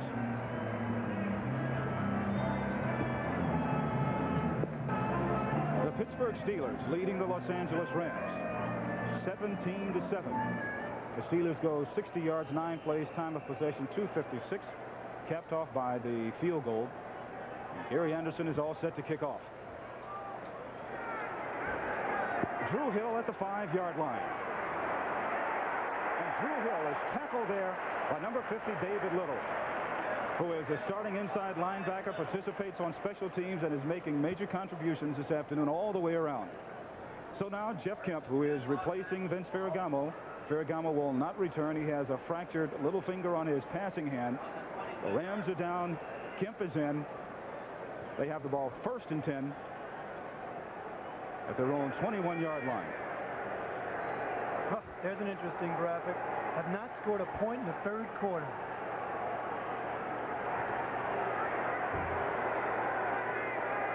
That's Koeman in motion. And Kemp is back to pass. Complete to David Hill. And David Hill is brought down by David Little and Robin Cole. A good idea there. Throwing to the tight end is a much easier pass to complete than throwing wide to the outside receivers. David Hill is a man who's got good speed, can get open. It's a good idea by Kemp to go there. But even more important, I think, when you look at the statistics in the first half, Eric Dickerson carried the ball 13 times for a mere 19 yards. Did not have a good half last week against Cleveland either, but in the fourth period, he came on when it counted. Handoff this time to Dickerson, and he's met by a host of Steelers. David Little again in on the tackle. Remember, David Little was a young man who we talked to yesterday. He said that, you know, I know I'm not that big. I'm not as big as other linebackers in the league, but he said, I know I can play, and he's doing it. Certainly is. And so is that man, number 50, replacing Jack Lambert, of course, the 11-year All-Pro for the Pittsburgh Steelers. This man in his fourth year out of Florida, David Little. And Jack Ham, when he came by the booth a moment ago, said, you know what? These linebackers may be as good as the linebackers from those Steeler teams in the mid-70s. Quite a compliment from Jack Ham, who played on those great teams. Certainly is. David Little, the brother of the All-Pro offensive guard Larry Little, who played with the San Diego Chargers. And, of course, he got most of his fame with the Miami Dolphins. Isn't he a head coach down at Bethune-Cookman now? Bethune-Cookman, doing a heck of a job down there, we understand. Little brother David, playing here for the Steelers and playing well. Remember yesterday we said Little, he said, no, I'm younger brother, which I understand perfectly. So it will be third down now. The Rams are a bad 1 of 7 in third down conversions. Third and less than 1. Dwayne Crutchfield checks into the backfield along with Eric Dickerson.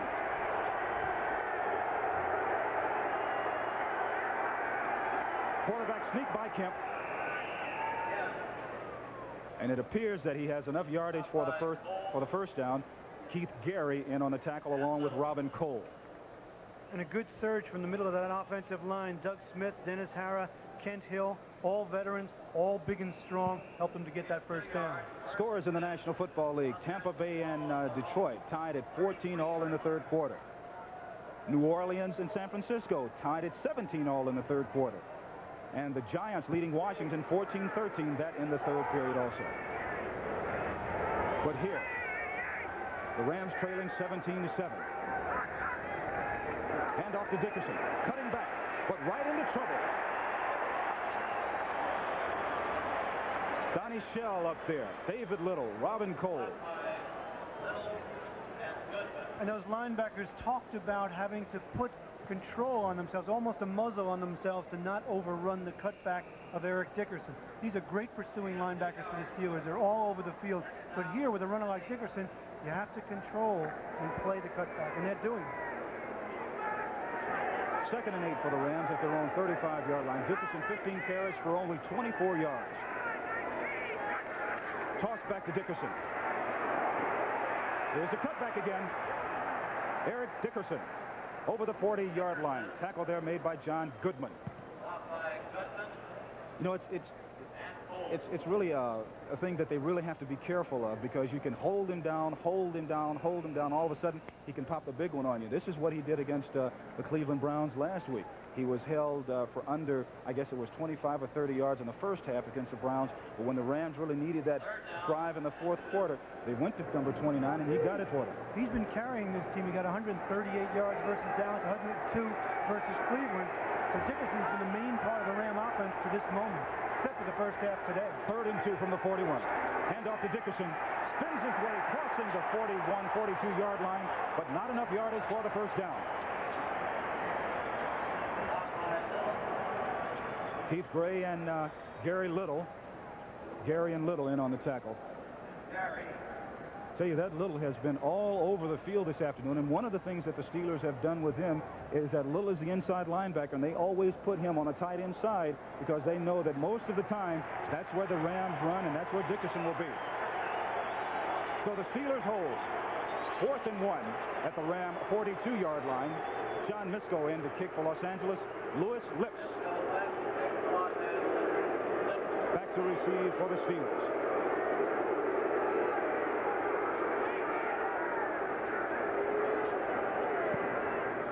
Misko gets off a not a very good kick, but he gets a Los Angeles roll. It's kicked by Mike McDonald at about the 6 or 7 yard line. Mike McDonald, number 63, and going down to cover the punt, accidentally kicked it about the 6 yard line. And that's where the Steelers will take over 1st and 10. So with the score, the Steelers leading the Los Angeles Rams 17-7. We'll be back. Chairman of the board of the Pittsburgh Steelers, a grand gentleman he is, Mr. Art Rooney. The man they call the Chief with the ever-present cigar. Boy, was he upset by Franco Harris leaving. Said it was the toughest thing he's ever gone through in his life, including his personal life, seeing Franco leave. With Mike McDonald kicking the ball into the end zone, it comes out to the 20-yard line. That's where the Steelers will take over 1st and 10. David Woodley at quarterback, Elton Fields and Rich Ehrenberg in the backfield. Woodley back to pass. Intended for John Stallworth. Covering there was Leroy Irvin. Woodley's pass intended for Stallworth. Covered by Irvin. Second down and 10. So it'll be 2nd and 10 for the Steelers. It's David Woodley, who came from the Miami Dolphins to the Steelers, is feeling right at home here. Feeling right at home, and they like him. I mean, they admire his courage. In the first game against Kansas City, he was knocked still. He got a concussion. He was questionable versus the Jets, but what does he do? He comes back, beats the Jets with 3 touchdown passes. He's a tough quarterback, and if there's anything respected in Pittsburgh, it's toughness. Right now, he has the Steelers in front. And Woodley's back to pass again. Here comes the rush. Flag on the play as Benny Cunningham and Louis Lips were the nearest receivers for the Steelers. But there is a flag on the play. They're pointing at that offensive line. The preliminary call by Ben Dreif is holding.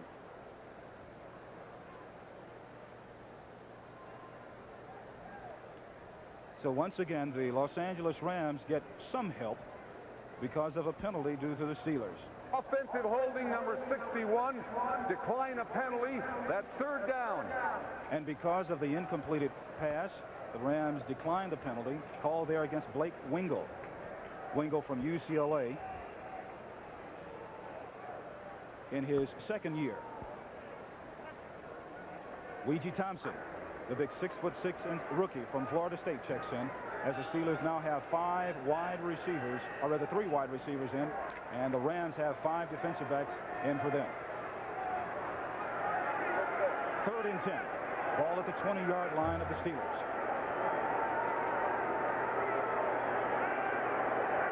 And Woodley's back to pass again. Almost intercepted by Eric Harris. Eric Harris, who did a great job of playing the ball, jumped in front of Louis Lips right at the last second and almost had an interception. It's really an excellent thing when you have a defensive back like Eric Harris, who played cornerback for the Rams last year. That means he has the ability to cover one-on-one. Here, great ball reaction, cuts underneath right there on Louis Lips, almost pulls it down with one hand. 4th and 10 for the Steelers. Craig Colquitt in to kick for Pittsburgh. Leroy Irvin back to receive, and Henry Ellard for Los Angeles. A good high punt. Ellard at the 27. Going up the far sidelines and just gets knocked out of bounds as he tries to turn the corner. So Henry Ellard, who has blazing speed, knocked out of bounds there by Randy Rasmussen. So with 7 minutes and 38 seconds left to go in the 3rd period, the Pittsburgh Steelers lead the Los Angeles. So Jeff Kemp from Dartmouth in his 4th year. Kemp today is 3 of 5 for 35 yards after replacing Vince Ferragamo, who suffered a fracture of his right finger, his right little finger on his right hand. Toss back to Eric Dickerson. Dickerson finding nowhere to go, shifting gears. Finally brought down by number 56, Robin Cole. And if there's one man that can pick up this Los Angeles Ram team, it's that man, Eric Dickerson. I mean, Cole and those linebackers are all over the field, but Dickerson has the ability right there. It looked like he was going to cut back. He changed direction and got all of that yardage on his own. But without some kind of a passing game, Jim, it really puts an awful lot of pressure on Eric Dickerson to run the ball. Well, the Steelers have always played great running backs extremely well, and they're doing it again this afternoon. Under 7 minutes left to go in the 3rd period. Kemp hands off to Dickerson. He's hit in the backfield once again. Robin Cole. Sam Washington also coming in. Cole, who is an all-pro, moved from the outside linebacker into the inside position, told us yesterday he likes that spot because he really likes to be where the action is, and he's in on the action today. And that Steeler defense is getting off the ball. Watch this rush right here. They're coming. It looked like they might even have been offsides. Robin Cole, number 56, gets the penetration, brings down Dickerson. And you know, remember what Cole told us? He said, we don't do anything really special. We just all get up when there's a challenge of a great running back like Dickerson. 3rd and 4 at the 43. Henry Elliott goes in motion for the Rams. And Kemp is back to pass. Here's the blitz. Throws downfield. Complete to Drew Hill. And Drew Hill is going to score. Touchdown, Los Angeles. Lightning strikes. Jeff Kemp, who was almost sacked, showed his great scrambling ability. Going downfield, finding Drew Hill. Good for a touchdown, 57 yards.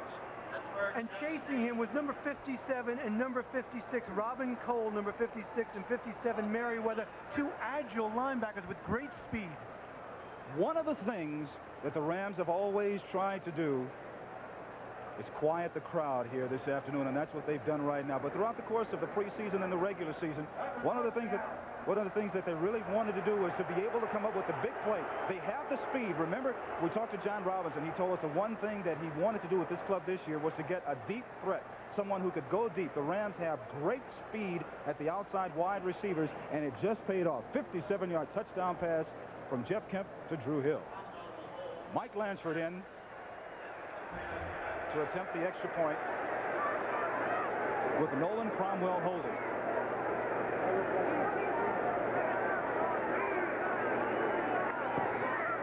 Straight and true.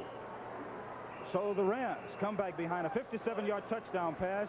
They trail it now 17-14. But Jeff Kemp showing quickness, agility, speed, and perhaps a little bit of fear with those big guys chasing him. Right here, gets outside. Drew Hill downfield. The defensive backs come up. Presence of mind to continue to look downfield as he's being hit. Drew Hill makes the catch and then just turns it on. Nobody's going to catch him. He puts the Rams back in this football game. Keith Willis really put the wood to Jeff Kemp. I don't think Kemp saw the reception, but one of the first persons over to congratulate Jeff Kemp, Vince Ferragamo. 5:55 left in the third period. We'll be back in right foot of Mike Lansford as he gets set to kick off. Todd Spencer back for the Steelers.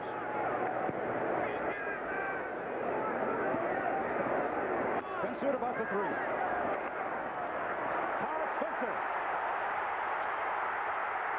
And he fumbles. There's a man scramble for the ball, and it goes out of bounds, and the Steelers will maintain possession.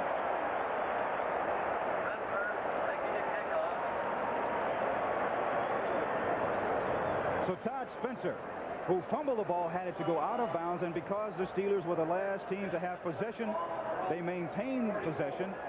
1st and 10 at their own 44-yard line. Todd Spencer shows some speed. The wall is forming outside. Spencer thinks about going in, and this, what's right there? That's the move that gets him by the first wave. He brings it up the field.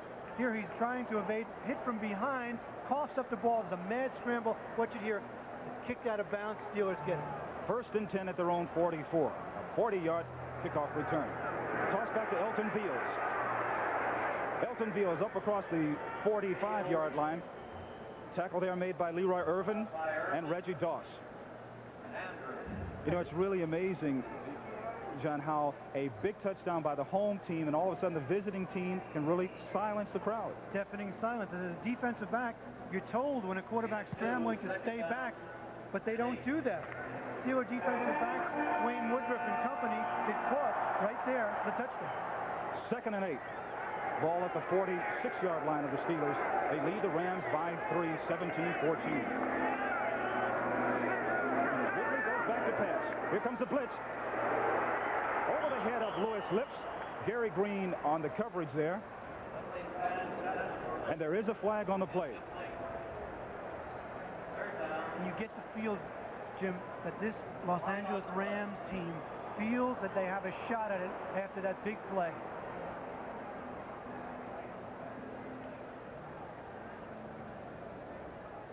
Offensive holding, number 61. Blake Wingle, again called for a holding. That's his third penalty, his third holding penalty this afternoon. I was thinking, as we talked to John Robinson yesterday, John, he told us, you know, sometimes you really need to win when it's apparent, or not apparent, but when most people think you're going to lose.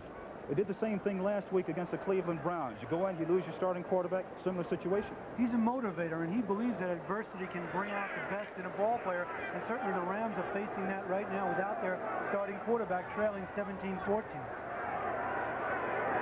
Second and 18. Inside handoff to Ehrenberg, and he's smothered there by Jim Collins and Greg Meisner.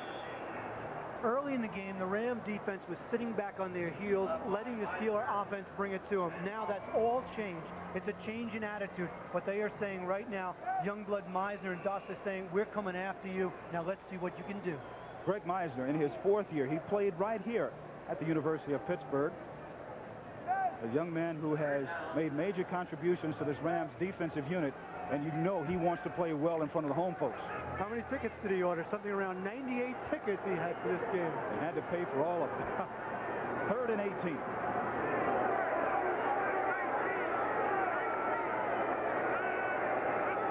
Woodley goes back to pass.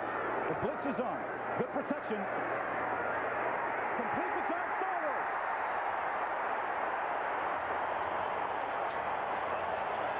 George Andrews and Mel Owens in on the tackle. The veteran John Stallworth.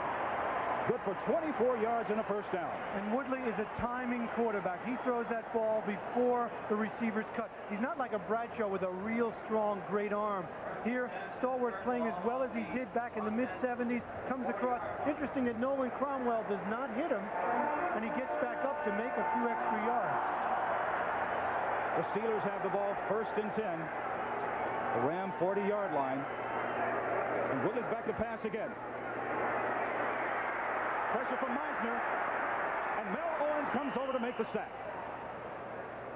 Good coverage in the secondary by the Rams. Woodley scrambling around, getting away from Meisner, but Mel Owens, number 58.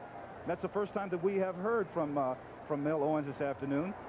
First-round draft choice from Michigan. It's the second sack of the afternoon, and that's the kind of pressure. Actually, it was great coverage by Gary Green on Lewis Lips that allowed that. If you take a look at it again, here he's chased out of the pocket. He's still looking. You see Lips down there, number 83. Well, he's being bumped around by number 27, Green. Finally, the rush gets to Woodley. Loss of 3, second and 13 from the Ram 43-yard line. David Woodley, quarterback for the Steelers. Mix up in the backfield, and Woodley manages to pick up a couple of yards. Turned around and looked for Elton Veals. Veals wasn't there. Tackle there made by Nolan Cromwell. So David Woodley trying to maintain and keep this drive going. It'll be third down and about 9.5 yards to go. Pittsburgh on third down conversions, hitting half of them, 4 of 8. Weezy Thompson in now for the Steelers. Woodley goes over the middle, and it looked like his arm was hit right as he tried to release the ball. Number 69, Greg Meisner, in and just making a little disturbance in the backfield. So the Steelers, because of the incompletion, will have to punt. And again, the Ram defense shuts down the Steeler offense. So the Ram defense is helping to set the tone here, and the offense responded last time with a long touchdown pass. You saw Woodley there hitting his right arm, indicating that it was hit. Colquitt in to punt. Good high kick. And the ball goes out of bounds at the 10-yard line of the Rams.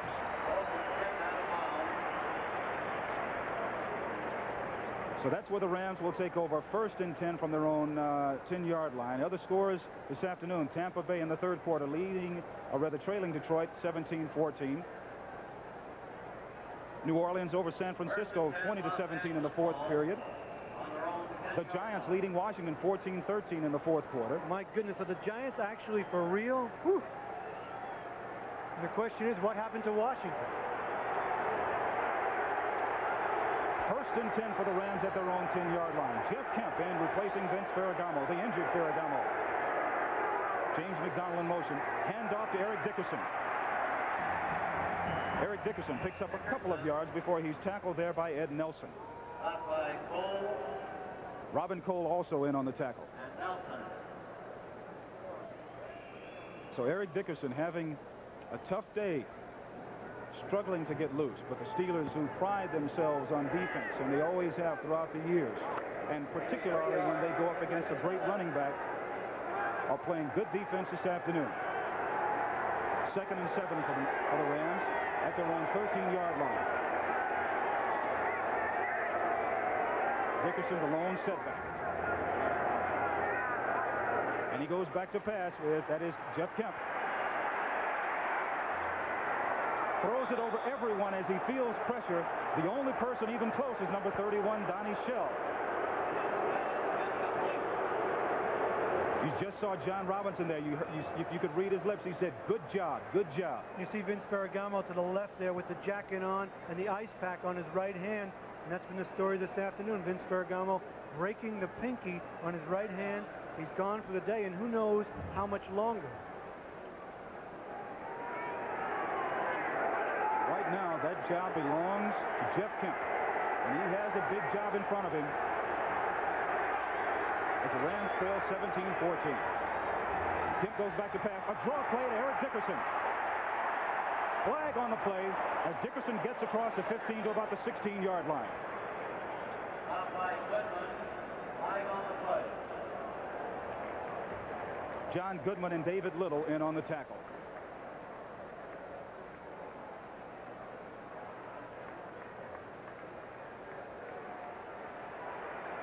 Offensive holding, decline a penalty, fourth down. Doug Smith, the center for the Rams, is called for holding. So that means that John Misko will have to come in and punt. Lewis Lips back to receive for the Steelers.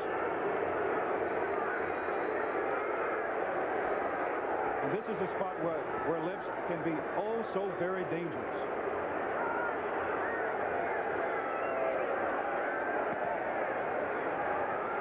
Good high punt by Misko. Lips at the 44.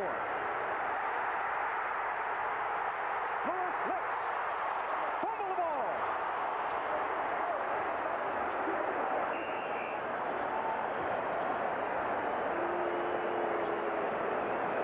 And after a mad scramble, the Steelers are indicating that they maintain possession, and they do. Eric Williams, number 21, makes the big play for the Steelers.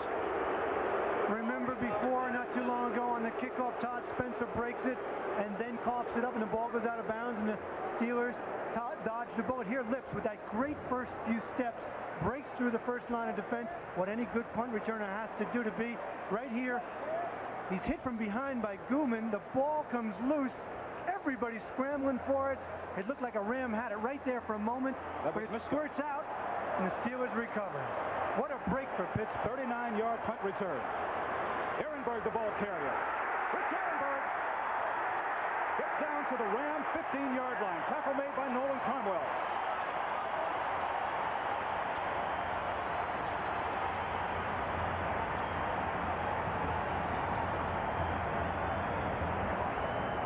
Place to play in Pittsburgh. Sold-out crowd. You hear them coming alive. So the supposing non-existent running game of the Steelers has been a major portion of their offensive attack today. And with that, the rookie, Rich Ehrenberg, has come up with a gallant effort.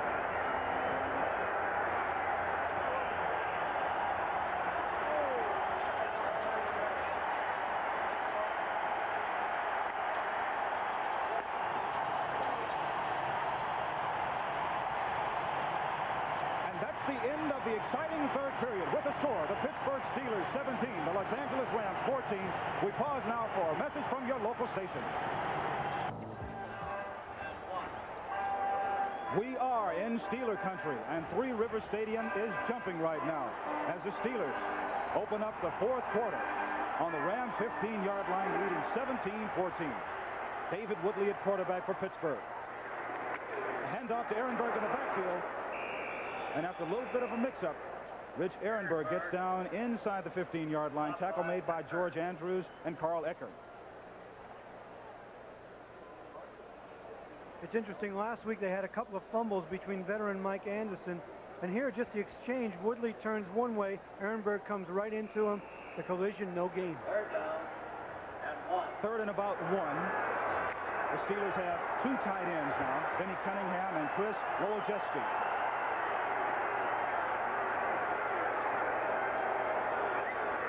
Hand off to Ehrenberg. First down and then some.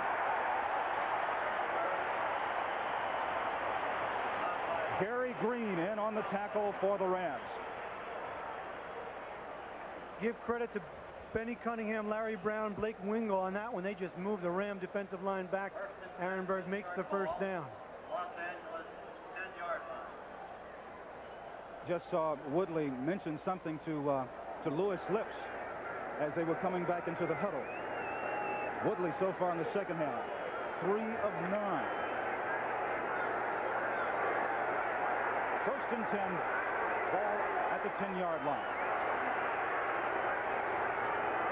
Woodley back to pass.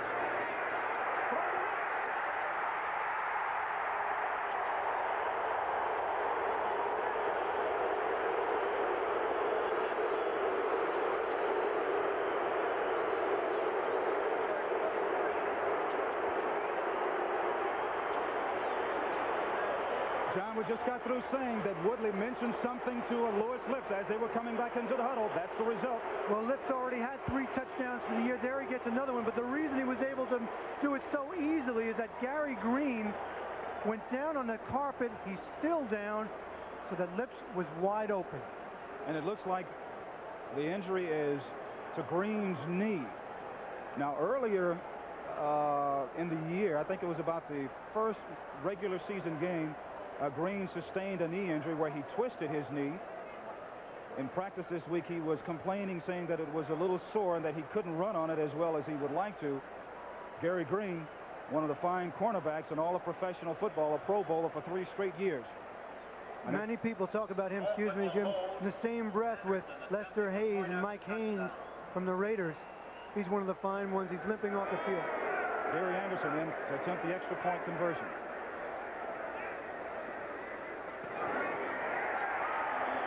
And it is good. But what a time to hurt yourself. Not only is it are you out for the game, Gary Green, but you're also give up a touchdown and put your team behind 24-14. Take a look at this. 3rd game in a row. A little pump fake. Sees he's wide open. See Green on the ground right there. Lips pulls it in for the touchdown. And this rookie is something very, very special. Well, when they talk about Louis Lips, they talk about the great Lynn Swan. And he's come through in great fashion today. The Steelers leading the Rams 24-14. Some very impressive statistics for the rookie Louis Lips. 75 yards, 5 receptions, including the touchdown pass. It's interesting, when I asked David Woodley about Louis Lips, who would he compare him to, he said he's much like Super Duper in Miami, that kind of ability. He's been super this afternoon. As Anderson kicks off for the Steelers. Drew Hill, about 8 yards in the end zone, decides to down it there. And the Rams will take over 1st and 10 from their own 20-yard line. The scoring drive for the Steelers, 4 plays, 24 yards. They had the ball 2 minutes and 11 seconds, capped off by the 11-yard touchdown pass from David Woodley to Louis Lips.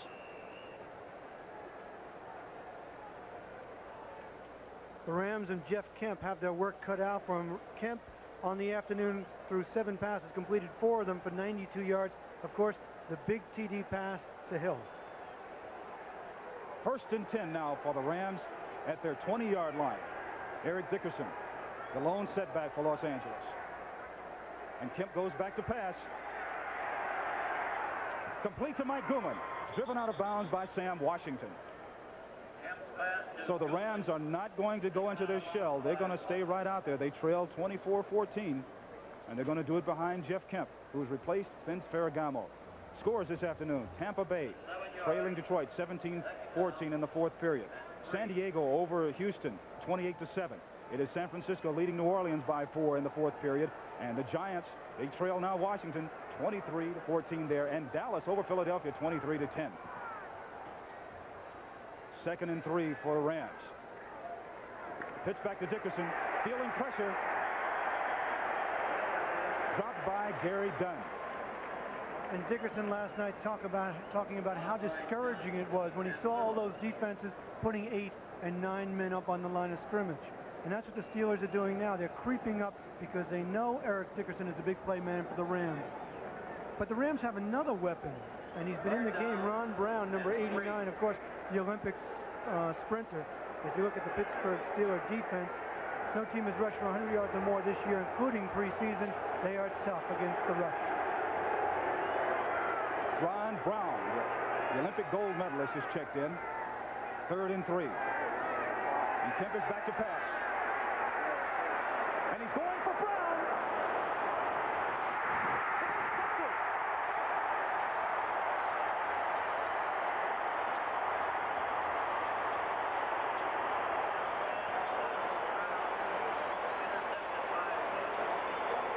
Rick Woods from Boise State comes up with a big interception. However, Brown was behind him. The ball was thrown just too short. That's what allowed Rick Woods to come over and make the interception.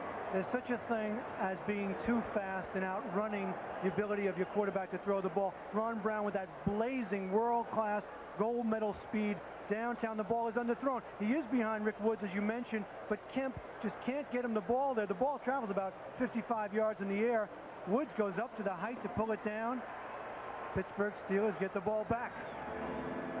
So after the interception by Rick Woods, the Steelers take over at their own 29-yard line. 1st and 10. We'll be back.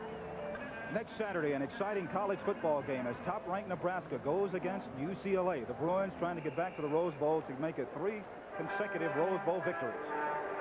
Both teams winners yesterday. Nebraska over Minnesota big. UCLA over Long Beach State in a close one. The fans wanting their amazing Steelers to come back and strike again.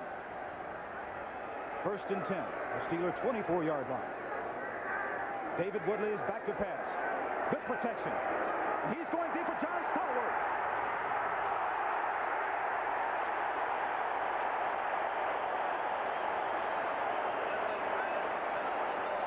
Nolan Cromwell, an obvious pass interference. Cromwell had no idea where the ball was, just ran right into Stallworth.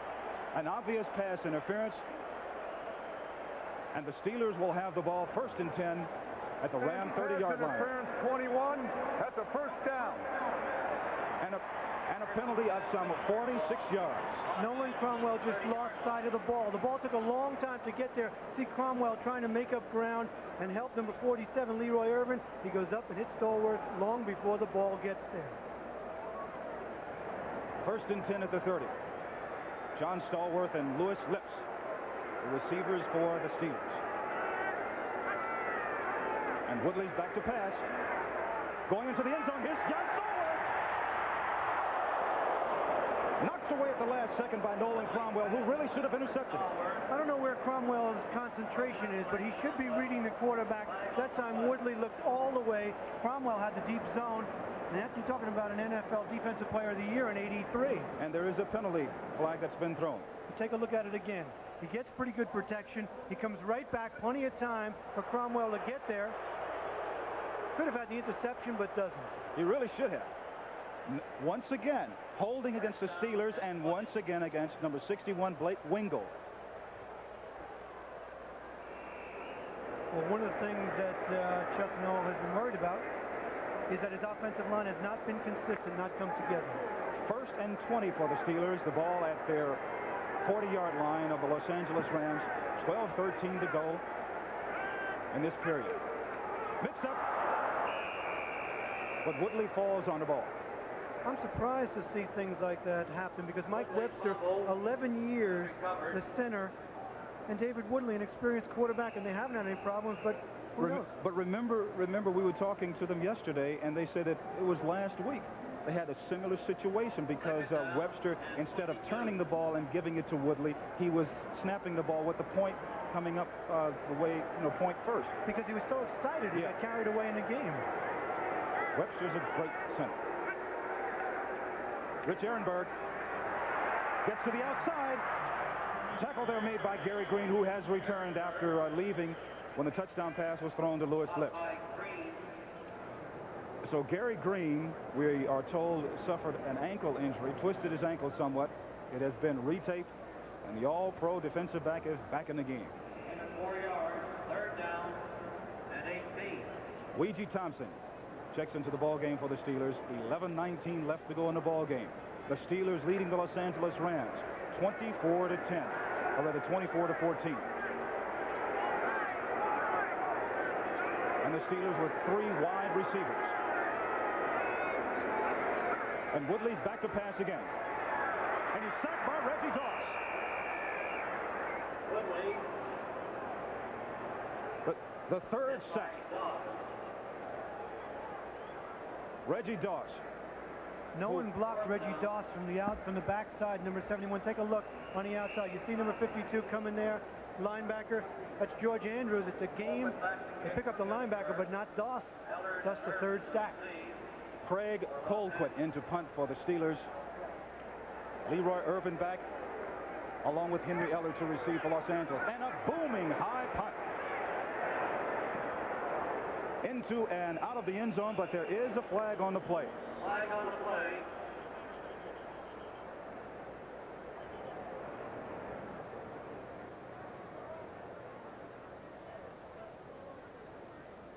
So a flag on the play after Colquitt punts the ball into the end zone.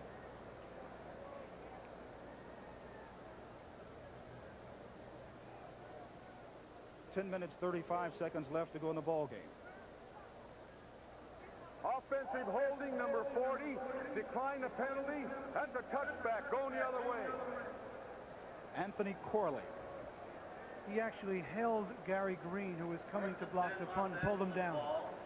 So with the score, the Steelers leading the Rams 24-14. We'll be back in just a moment. John Dockery, I'm Jim Hill.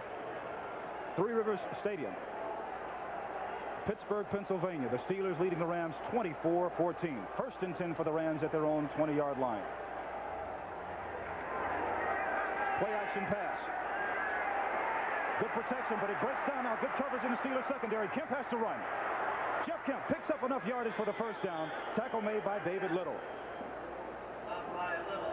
Jeff Kemp was going for Ron Brown once again, but Brown was covered in the Steelers secondary, and he had to scramble and picked up enough yardage for the first down. The son of a New York congressman shows some good speed here. His receivers are covered. Little fake does nothing to Eric Dickerson. It's not a good one. He scrambles, finds a crack, and watch Gooman get out in front of him to make a good block. He cuts through the crack and gets a first down. The Rams have it at their own 37-yard line.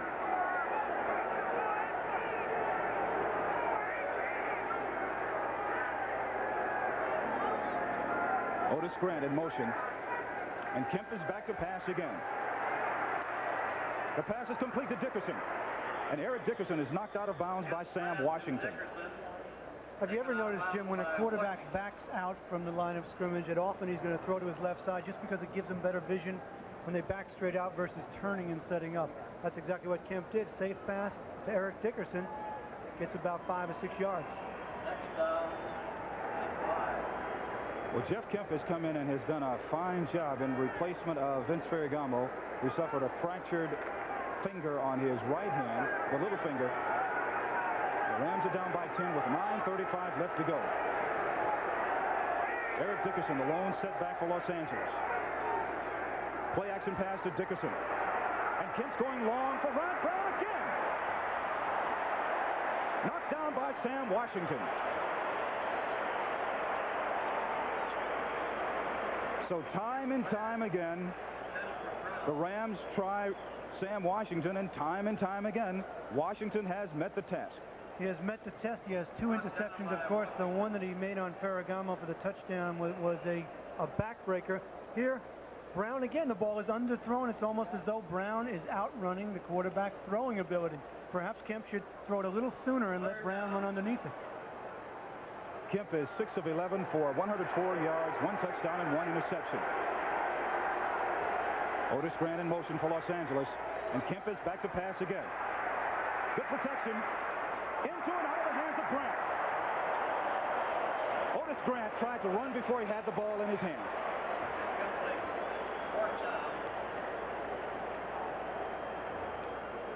So for an NFL update on the Washington Redskins contest, let's go to Brent Musburger in New York.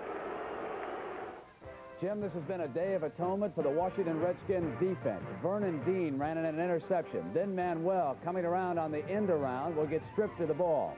Let's go back now to Jim. The punt by John Misko.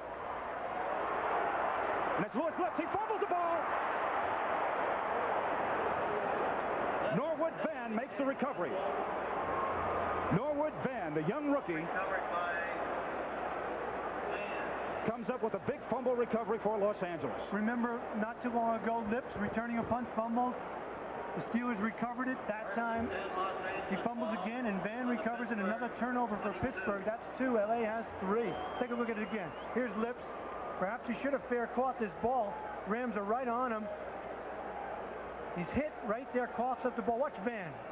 Yes, Rams in good position. Mark Giroux in on the tackle, causing the fumble. So the Rams, 1st and 10 at the Steeler 22-yard line. They trail by 10 with 9:11 to go in the ball game. The blitz is on the toss back to Eric Dickerson. Eric Dickerson tackled by Sam Washington. Of course, Dickerson with that great vision, you have to wonder why he didn't break it outside with his great speed. Perhaps Washington had an angle on him, but it looked from here that he might have had some room down the sidelines. The Steelers were blitzing. Whew. They need him to break something.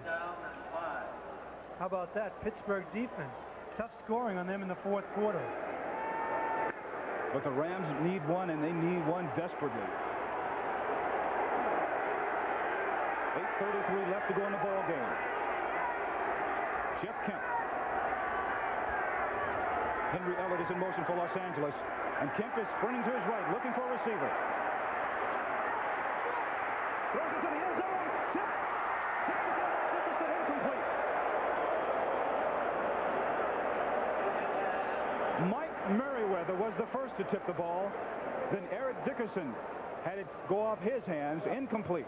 A good idea by the Ram offense and Jeff Kemp, though. Sprint out, get away from the pressure. Almost catch Eric Dickerson's out of the backfield. Watch here. Merriweather gets his hands on it, tips it, goes way up in the air. Dickerson has a chance. Just can't get his fingers on it. Take a look at it again. Presence of mind is what impresses me. See him standing in there, a lot of pressure, takes a big hit after he throws the ball. 3rd down for the Rams. They're 3 of 12 of 3rd down conversions. And Kemp goes back to pass again. Throws into the end zone. Drew Hill makes a reception out of the end zone. Incomplete. Sam Washington. So what do you do now, Jim? You do what you suggest. Take the field goal, take the score, get part of those 10 points that you're trailing by, and then hope you can get the ball back and come down and score to tie. Going to have to kick a field goal sooner or later. You certainly don't want to come away from this drive with no points at all. But there you saw one of the weaknesses of Jeff Kemp. He does not have a great strong arm. Couldn't get the ball there soon enough, so the catch was made out of the end zone. Mike Lansford in to attempt a 35-yard field goal. Nolan Cromwell to hold.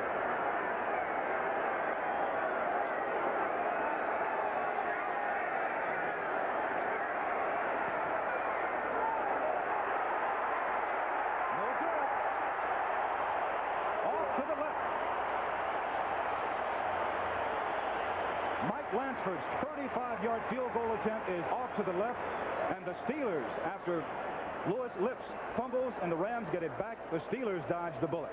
And Lansford has been 4 for 4 on the year. He misses one, so the Rams still trail by 10 points in the 4th quarter here in Pittsburgh. Richard Pryor, the runaround. His wife's giving him the heave-ho, and the only woman who cares costs too much. Richard Pryor stars in Some Kind of Hero tonight.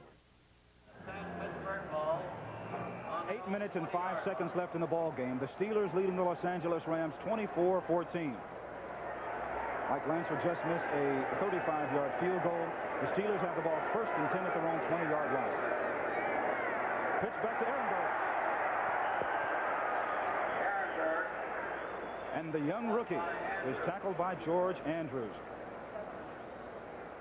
Rich Ehrenberg, who has had tremendous success and has become somewhat of a celebrity here in the Pittsburgh area. There you look at his statistics, 16 rushes for 70 yards. Against the Jets last week, he had 60 yards, including a big play late in the game when the Jets were hoping to get the ball back. So Ehrenberg is picking up the slack for a relatively poor running game. 2nd and 3. Ball at the Steelers' 27-yard line. And off to Veals. Veals fights his way up to about the 30-yard line. And now for an NFL report, let's go to Brent Musburger, New York. Tim, I apologize for interrupting that action, but let me complete this now with the Washington Redskins and the New York Giants. The Redskins scored 2 touchdowns on defense this afternoon. Here's the second one. Curtis Jordan scoops up the fumble and runs in. Earlier, Vernon Dean had intercepted a pass. It's now 30-14. Washington's going to win for the first time this year. Let's go back to Jeff. All right, thank you very much, Brent.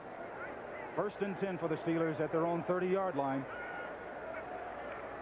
And off to Ehrenberg again. Ehrenberg tackled by Charles Dejournay. You have to think, Jim, that Washington might be on the comeback trail. The Giants having their problems. You saw Curtis Jordan pick up the fumble and run it back. Before that, Sims threw an interception. Vernon Dean ran it back for Washington. So Washington ahead of now at 30-14. And the Steelers are ahead of the Los Angeles Rams here, 24-14. 6 minutes and 10 seconds left in the final period.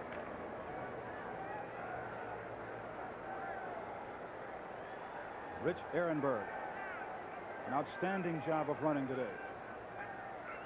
And it goes to the young rookie again. Dances his way across the 35 to about the 36-yard line before the tackle is made by Eric Harris.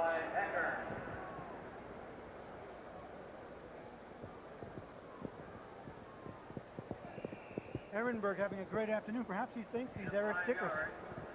3rd down.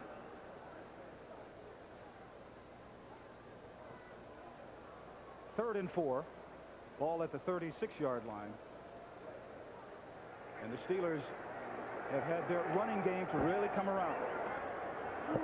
5 minutes, 20 seconds left. David Woodley at quarterback. The Steelers have 3 wide receivers in. And Woodley's back to pass. Complete to Ehrenberg out of the backfield. Tackle made by George Andrews and Jim Collins. So while Ehrenberg may lack a little height, he certainly has a very, very big heart, and he's had an awesome afternoon. He also understands where to find the holes in the zone, and Woodley, to his credit, is throwing to the correct receiver.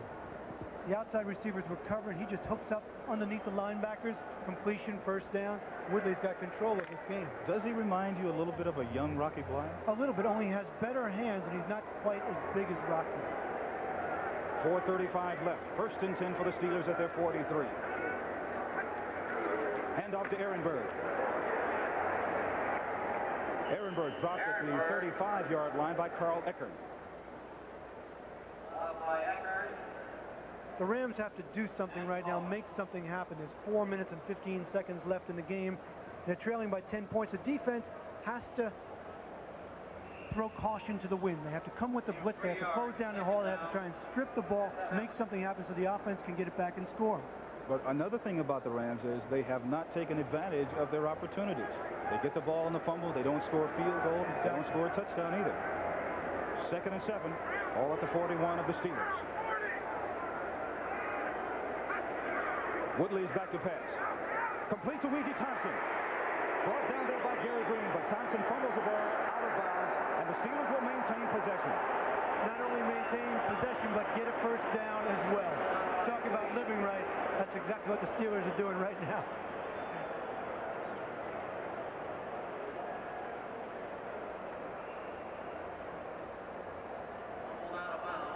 Scores in the National Football League in the 4th period. It is Tampa Bay leading Detroit That's an upset. San Diego over Houston, real big. Bad day for Warren Moon there. And Washington over the Giants 30-14 in the fourth period. Dallas leading Philadelphia 23-17. And here it's the Steelers over the Rams 24-14.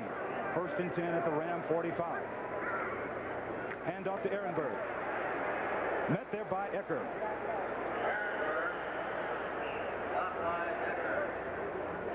You know, the David Woodley story is really an amazing one, going from Miami to Pittsburgh, going from coming to Chuck Noll here, leaving Don Shula. And it was, remember the statement he made yesterday? People talk about when you get traded, sometimes there's a big adjustment. He says, no, it's like going from one room to another in the same home. Yeah, because the playbooks are so much alike, and that Noll and Don Shula are so much alike. They're both tough disciplinarians, very intense, very demanding. Quite a home to live in. A very successful home. Second and 6, ball at the Ram 41. The blitz is on. Complete to Stallworth, driven out of bounds by Leroy Irvin. So the Steelers do an excellent job of picking up the blitz. Pass is complete to John Stallworth. And there's the poise of a David Woodley. We're just talking about it. He really took over this job. There was a bit of a quarterback battle in preseason here between Woodley and Malone. But Chuck Noll told us, look, Woodley just puts points on the board and he takes over the offense, and guys feel like he has control, unlike Cliff Stout last year, who lived in the shadow of Terry Bradshaw. That's not the case with Woodley. 3 wide receivers in now for the Steelers. 3rd and 3. Ball at the Ram 37-yard line. Inside handoff to Anthony Corley. Corley struggling, trying to get every inch that he can. Ivory Sully, Vince Newsom, George Andrews in on the tackle. And Corley, you see him clapping his hands. He has made a couple of big plays on special teams, and he is so happy to make a contribution now. So the 2-minute warning has been given. 2 minutes left in our ball game. The Los Angeles Rams are trailing the Pittsburgh Steelers 24-14. We'll be back in just a moment. Bell draft. Defensive back Everson Walls signed as a free agent with the Dallas Cowboys. Coming out of nowhere, he went on to lead the league in interceptions in his first 2 years. Everson Walls tumbles, he makes the interception. By proving to the experts that he deserved a spot on any NFL team, Everson Walls was the best he could be. Both teams, the Rams and the Steelers, have all 3 timeouts left. So there is a lot of football remaining with 2 minutes to go in the fourth period. Total yardage for Los Angeles, 285. The Steelers 331. First and 10 for the Steelers at the Ram 33-yard line. Woodley now seems like he's calling an audible. Hand off to Corley. Jim Collins at the bottom of the pile.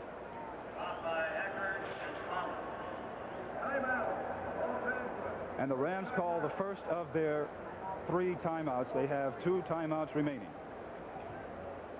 Tonight on CBS, 60 Minutes, ER, and a great movie, Some Kind of Hero. Second down and 10. The season premiere of 60 Minutes, an all-new show of ER, and a movie, Some Kind of Hero, starring Richard Pryor.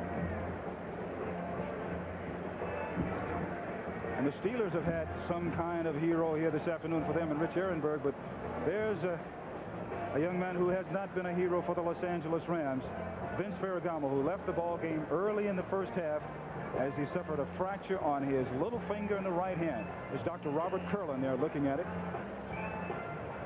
And Ferragamo, who has had a bad start to the 1984 season, having thrown 6 interceptions going into today's ball game, threw 2 here before leaving with a fractured right finger on his passing hand. You have to wonder, if you look at David Woodley's statistics, he's having an outstanding afternoon, what the Rams will do for a veteran quarterback. They only have Kemp. After that, it's Cromwell. They've got to go out and get some. Minute 54 left in the ball game. Second and 10 for the Steelers at the Ram 33-yard line. David Woodley at quarterback. Hand off to Corley. Tackle there made by Reggie Doss. Up by Doss and Collins. And Second time And the Rams call another timeout. That means they only have one remaining. So what a great overall day for the Steelers, especially on offense. Next Sunday, there's another exciting NFL doubleheader on CBS. In the first game, you'll see either San Francisco at Philadelphia, Washington at New England, or the Rams at Cincinnati, followed by the Green Bay Packers at Dallas, or the Chicago Bears as they take on the Seattle Seahawks. It all starts with the NFL today at 12:30 Eastern Time, right here on CBS Sports. Look at that Chicago-Seattle game. Walter Payton today for Chicago, 110 yards. Of course, Franco Harris, great star here of the Pittsburgh Steelers for so long, playing for Seattle. He, too, is chasing Jim Brown. Next week, the battle of the running backs, chasing the ghost of Jim Brown. And there's Chuck Noll on the sidelines. Has to feel pretty good about this game. When you think about the overall season, they were terrible against Kansas City. Turnovers, problems. Against the Jets on Thursday night, they were good, and they beat them 23-17. Here, a general solid performance by the defense. And you can watch David Woodley grow at quarterback. He's been outstanding this afternoon. Rich Ehrenberg comes out of the ball game, and he gets a nice round of applause from the Steeler fans here as Scoot Gillespie replaces him. Ehrenberg, the rookie from Colgate, an outstanding job of running today. 3rd and 8, all at the 31 of the Rams. And here's Corley again, getting to the outside. Driven out of bounds there by Nolan Cromwell and Leroy Irvin. Trailing by 10, 24-14. About to lose their second game of the young season. Lost their starting quarterback, Vince Ferragamo, but they hung in there, and they did not take advantage of the situations that really were in front of them. They had several situations and opportunities to get the ball and get some points on the scoreboard, and they just did not.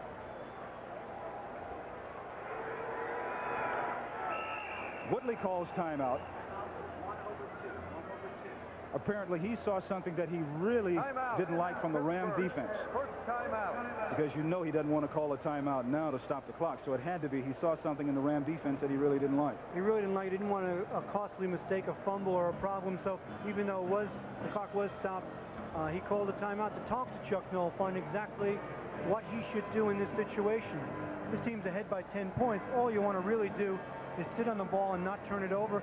The Rams, when you think about it, have to get the ball back, score right away, and then come with an onside kick and try to score again. It's a large order, Jim. It certainly is, especially the way that things have been going for the Steelers. Other games today. Here are some finals. The Vikings beating Atlanta 27-20. It's Chicago beating Green Bay 9-7. Still undefeated, the monsters of the Midway. Yes, next week. Cubs and the Bears having a big time in Chicago. The Jets big over Cincinnati by 20. And it's Kansas City. Look at this. Close, but the Raiders come back. Fourth quarter belongs to the Raiders. That's right. St. Louis defeating Indianapolis by 1.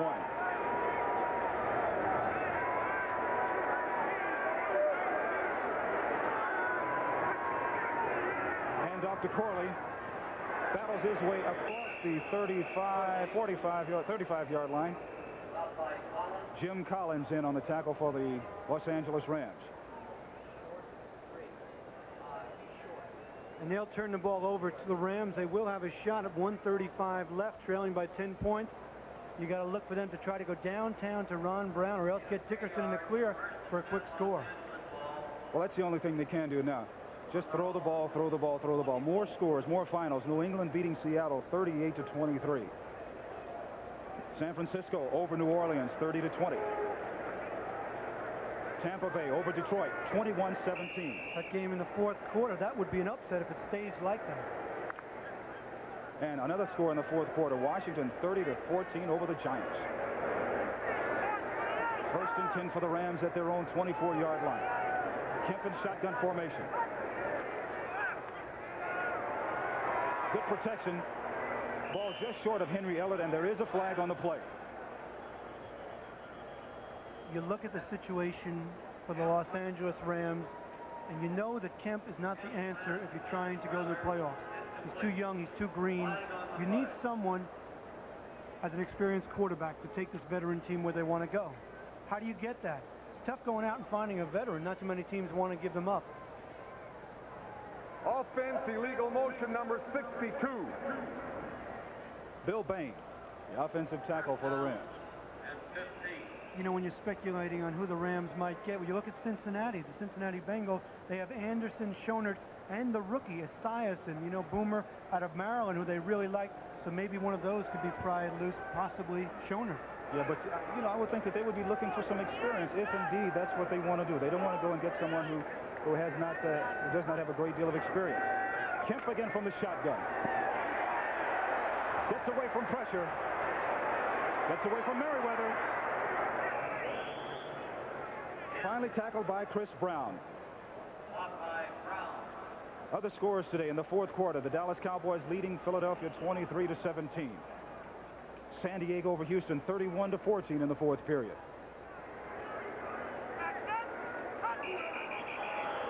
Flags on the play as we have a minute and 2 seconds left with the Steelers leading the Rams by 10.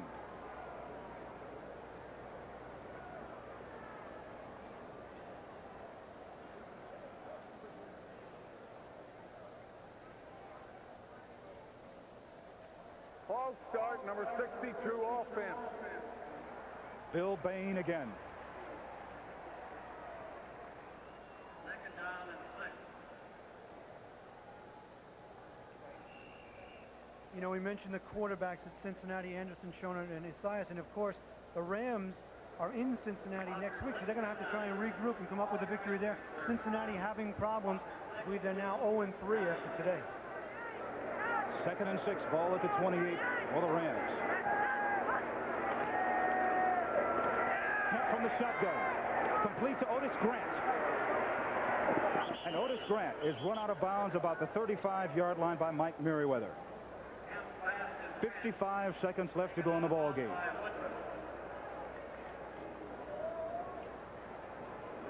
The Rams trailing the Pittsburgh Steelers 24-14.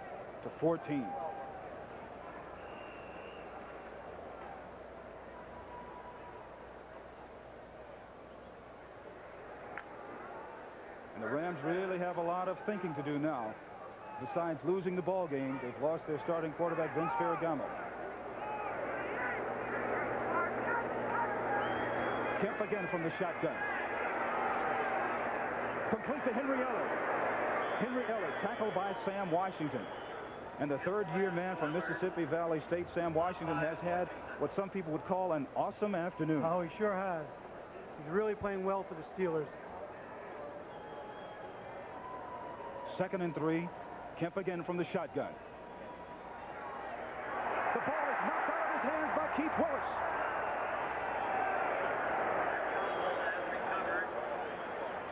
Kemp gets back, makes the recovery.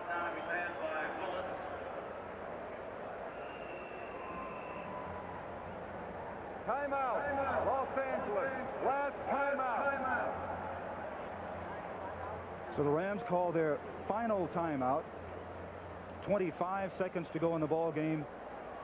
And John Robinson has a lot of things on his mind right now. And John Robinson, the positive thinker, will be taxed. Coming up, the season premiere. 60 minutes following our football game, except on the West Coast. John Robinson talking to Kemp. Of course, there's Vince Ferragamo on the side with the jacket on. And you have to feel that Robinson and the management of the Rams have to do some searching after this. What do you do? You need another quarterback. How do you get one? Who do you trade for?